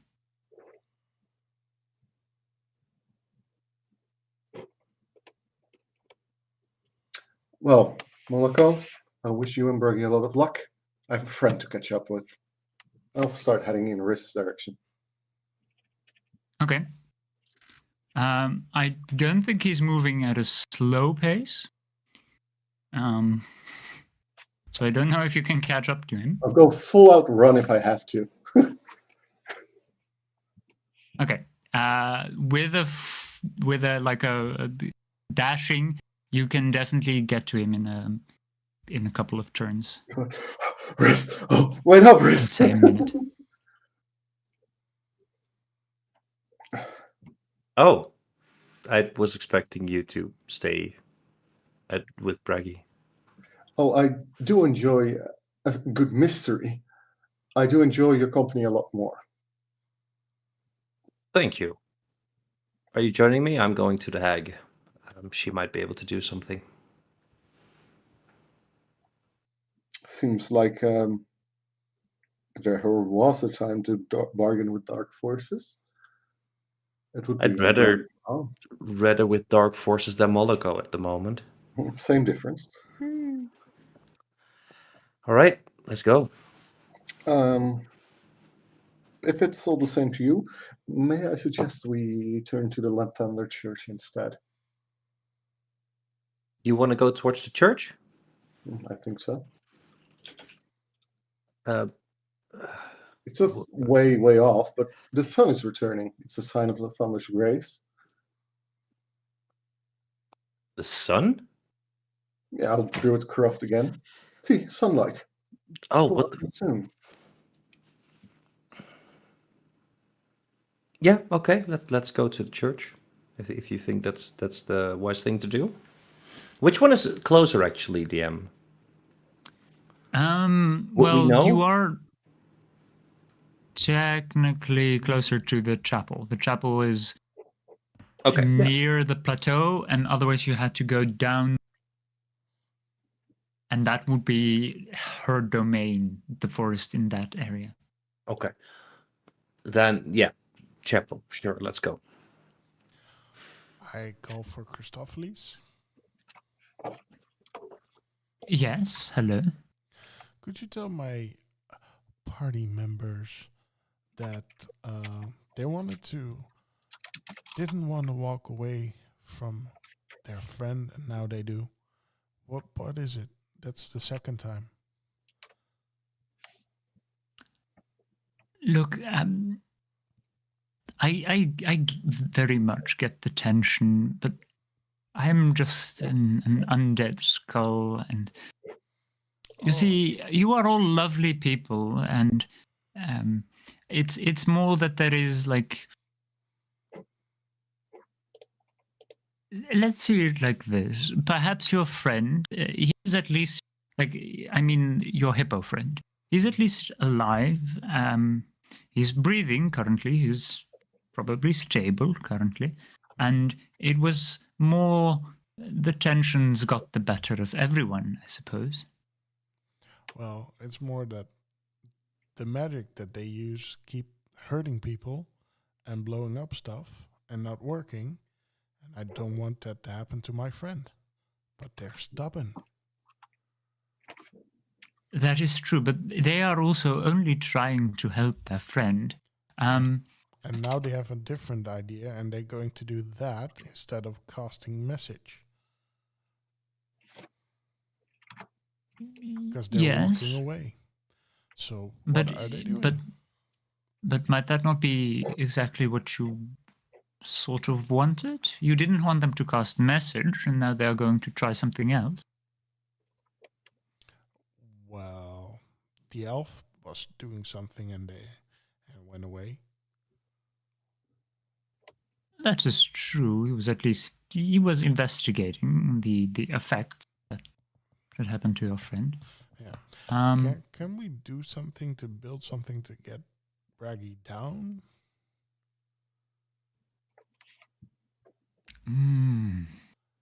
Look, this is not going to sound very, very nice, perhaps, but for those kinds of things, I would need arms. I understand. No, I mean, like, is there... Well, look, I can help you, but that would mean that I would briefly need to take over your body. And that is not something most people are willing to give. Well, if it helps my friend get down, I don't have a problem with that. Very well. Do you mind just briefly holding my beautiful skull? Of course, I would. As you grab his head, you suddenly feel his presence inside your own mind. And you are conversing in your own mind, and he's slightly like shoving you aside and briefly taking the reins, basically. But you can still feel your own body, and you can see out of your own eyes, but you are not in control, which is unsettling. Mm-hmm. But it doesn't feel malignant. It doesn't feel forced. Well, let me briefly... Ooh, arms. Haven't had those in a long time. Well, these are talons. I've never had talons. Interesting. Let's not dawdle too much. And he starts weaving magic, creating from the stone. He creates wood, and from the wood he creates like planks, and from the planks he creates like a wheel. And a small cart appears, a cart large enough for a person, but not very large. I think this is the extent of what I can do with you without damaging it too much. Like, if I would go further than this, I would probably damage it. Okay. I will leave now. Ta-ta.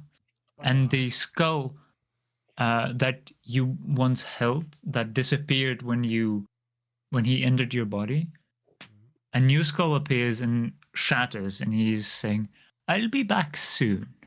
Don't worry." All right.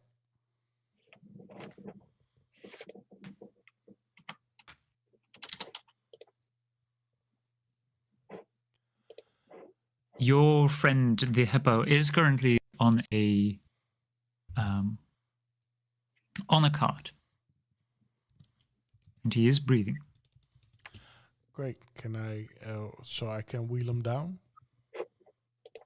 It will be pretty difficult. He is pretty heavy, and the rocks here, thanks to the avalanche, the rocks are quite big obstacles. So more strength would be preferable, but you can certainly try. Okay. I'm gonna try anyway. Okay. Make a strength check for me, please. All right. That'll be a 16.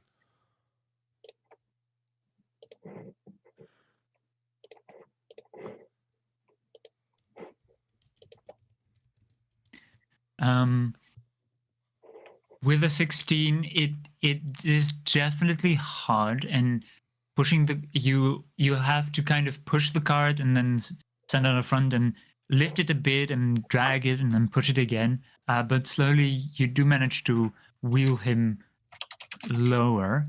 After about an hour or so, your hippo's friend Braggy, he starts to shift a little. And Braggy, could you please sleep talk for us?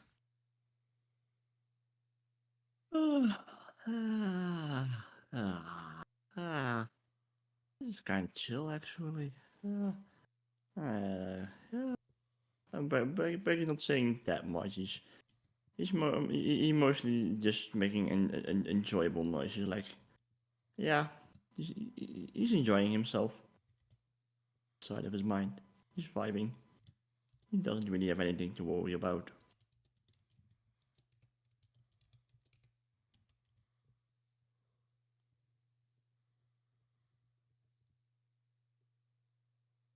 I feel As like you hear dragging his hard. sorry. Sorry, no, I thought there was nothing happening. No. As you hear the voice, it very much sounds like the Braggy you know, which might be a relief. And it seems like he's sleeping. You're not quite sure that you could slap him to wake him up. You're not entirely sure how much health he would have. But he's looking better. Ah, that's nice.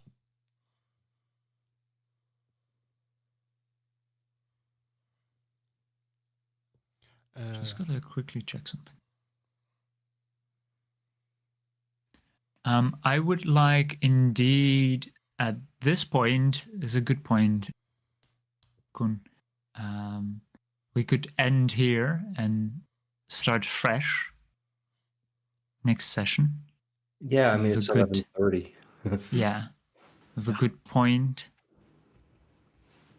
At least some of Bragi is still there.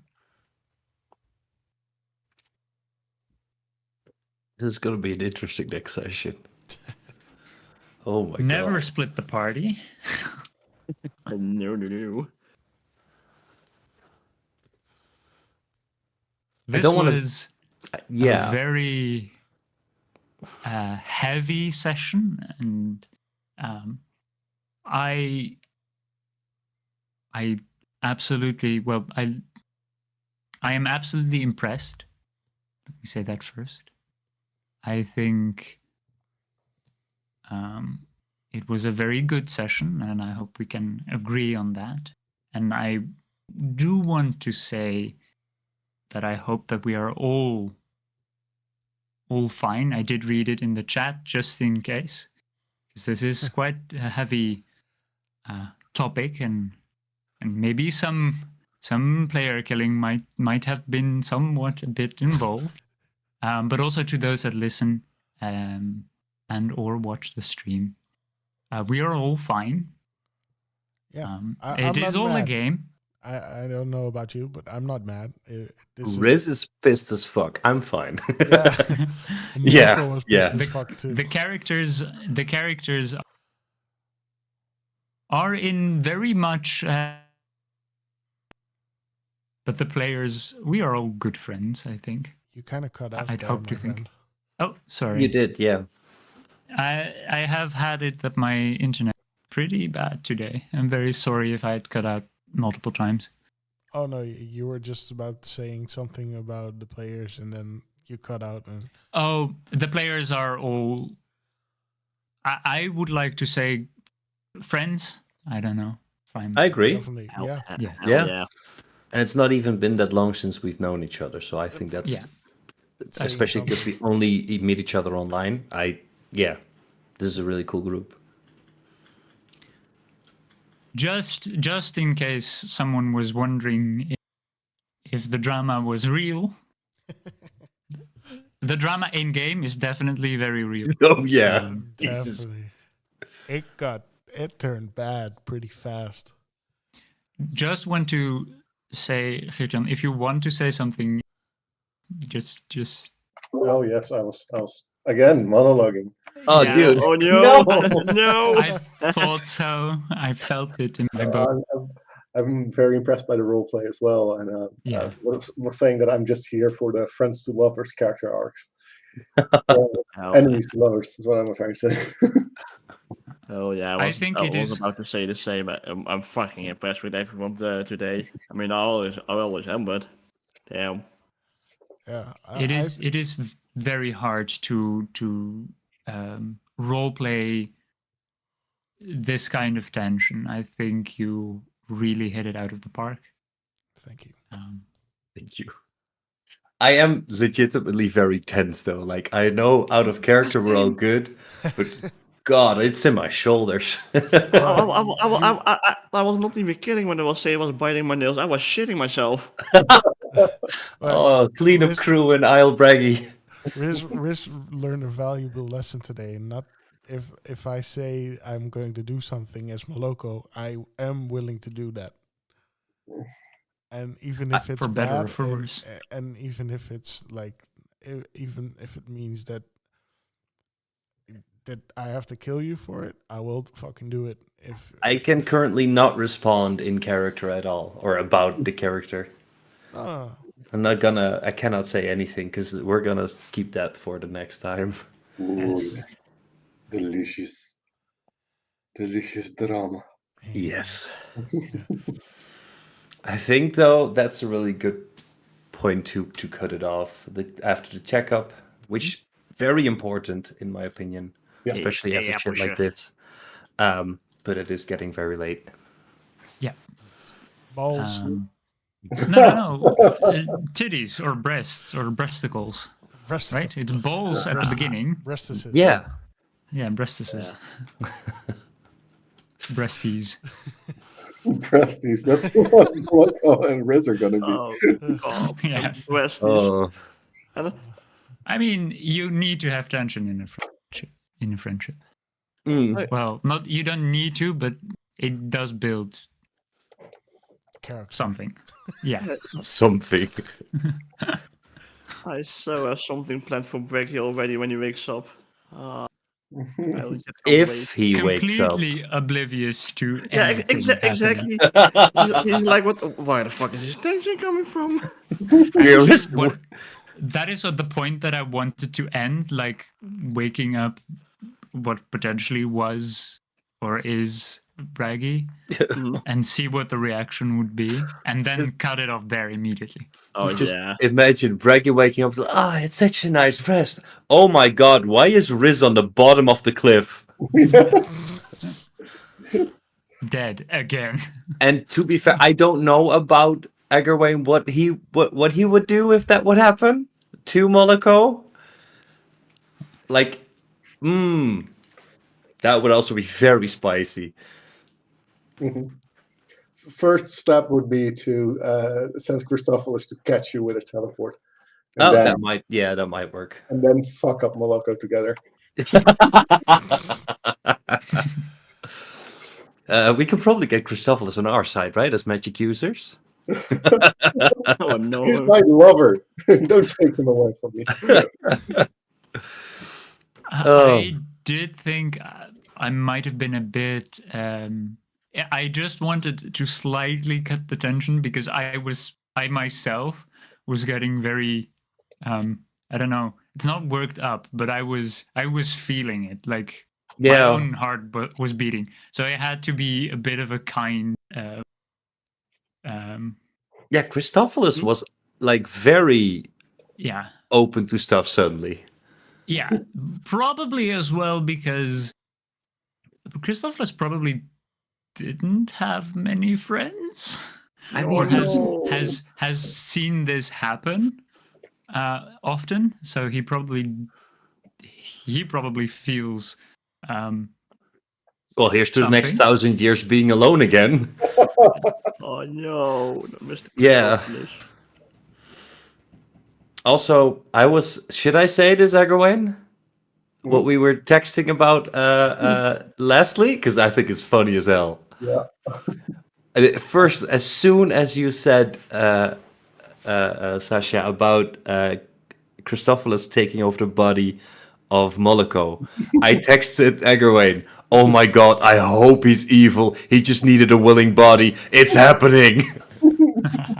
That will be a fucking amazing. No, it's the long game. Yeah. This is making you think that he is nice, and then next time, really happens. Or it's just because this is not a magic. Oh yeah, he needs a different body. Use. Yeah, and now that we think, it's safe for him to let him use our body. As soon as he hits a magic body, it's gone. I don't think I'll ever let him do that again because this was just to get Braggy down. Yeah, fair. See the friend in need that I'm going to get down. Desperate measure. I love Moloko's desperation turning into anger. Oh, it's tasty. Yeah, it was very good. Yeah, it's not as fun as I'm shooting you from 600 feet away, though. No, you're softly pushing me towards a cliff. just gently pushing him. All right, let's cut it off because I think the stream is still going, and I do want to know how many XP we are getting. Yes. Yeah. Thank you very much for watching. Yes. Hope to see you next week, Monday. everything all right? Just starting at Oh yeah. Titties slightly and I. before 8 o'clock, probably. Whenever my Hopefully. kids are asleep, and I apologize for them. Did you see the sign that we had for you, especially for you? I'm not going to comment. Okay, titties, bye.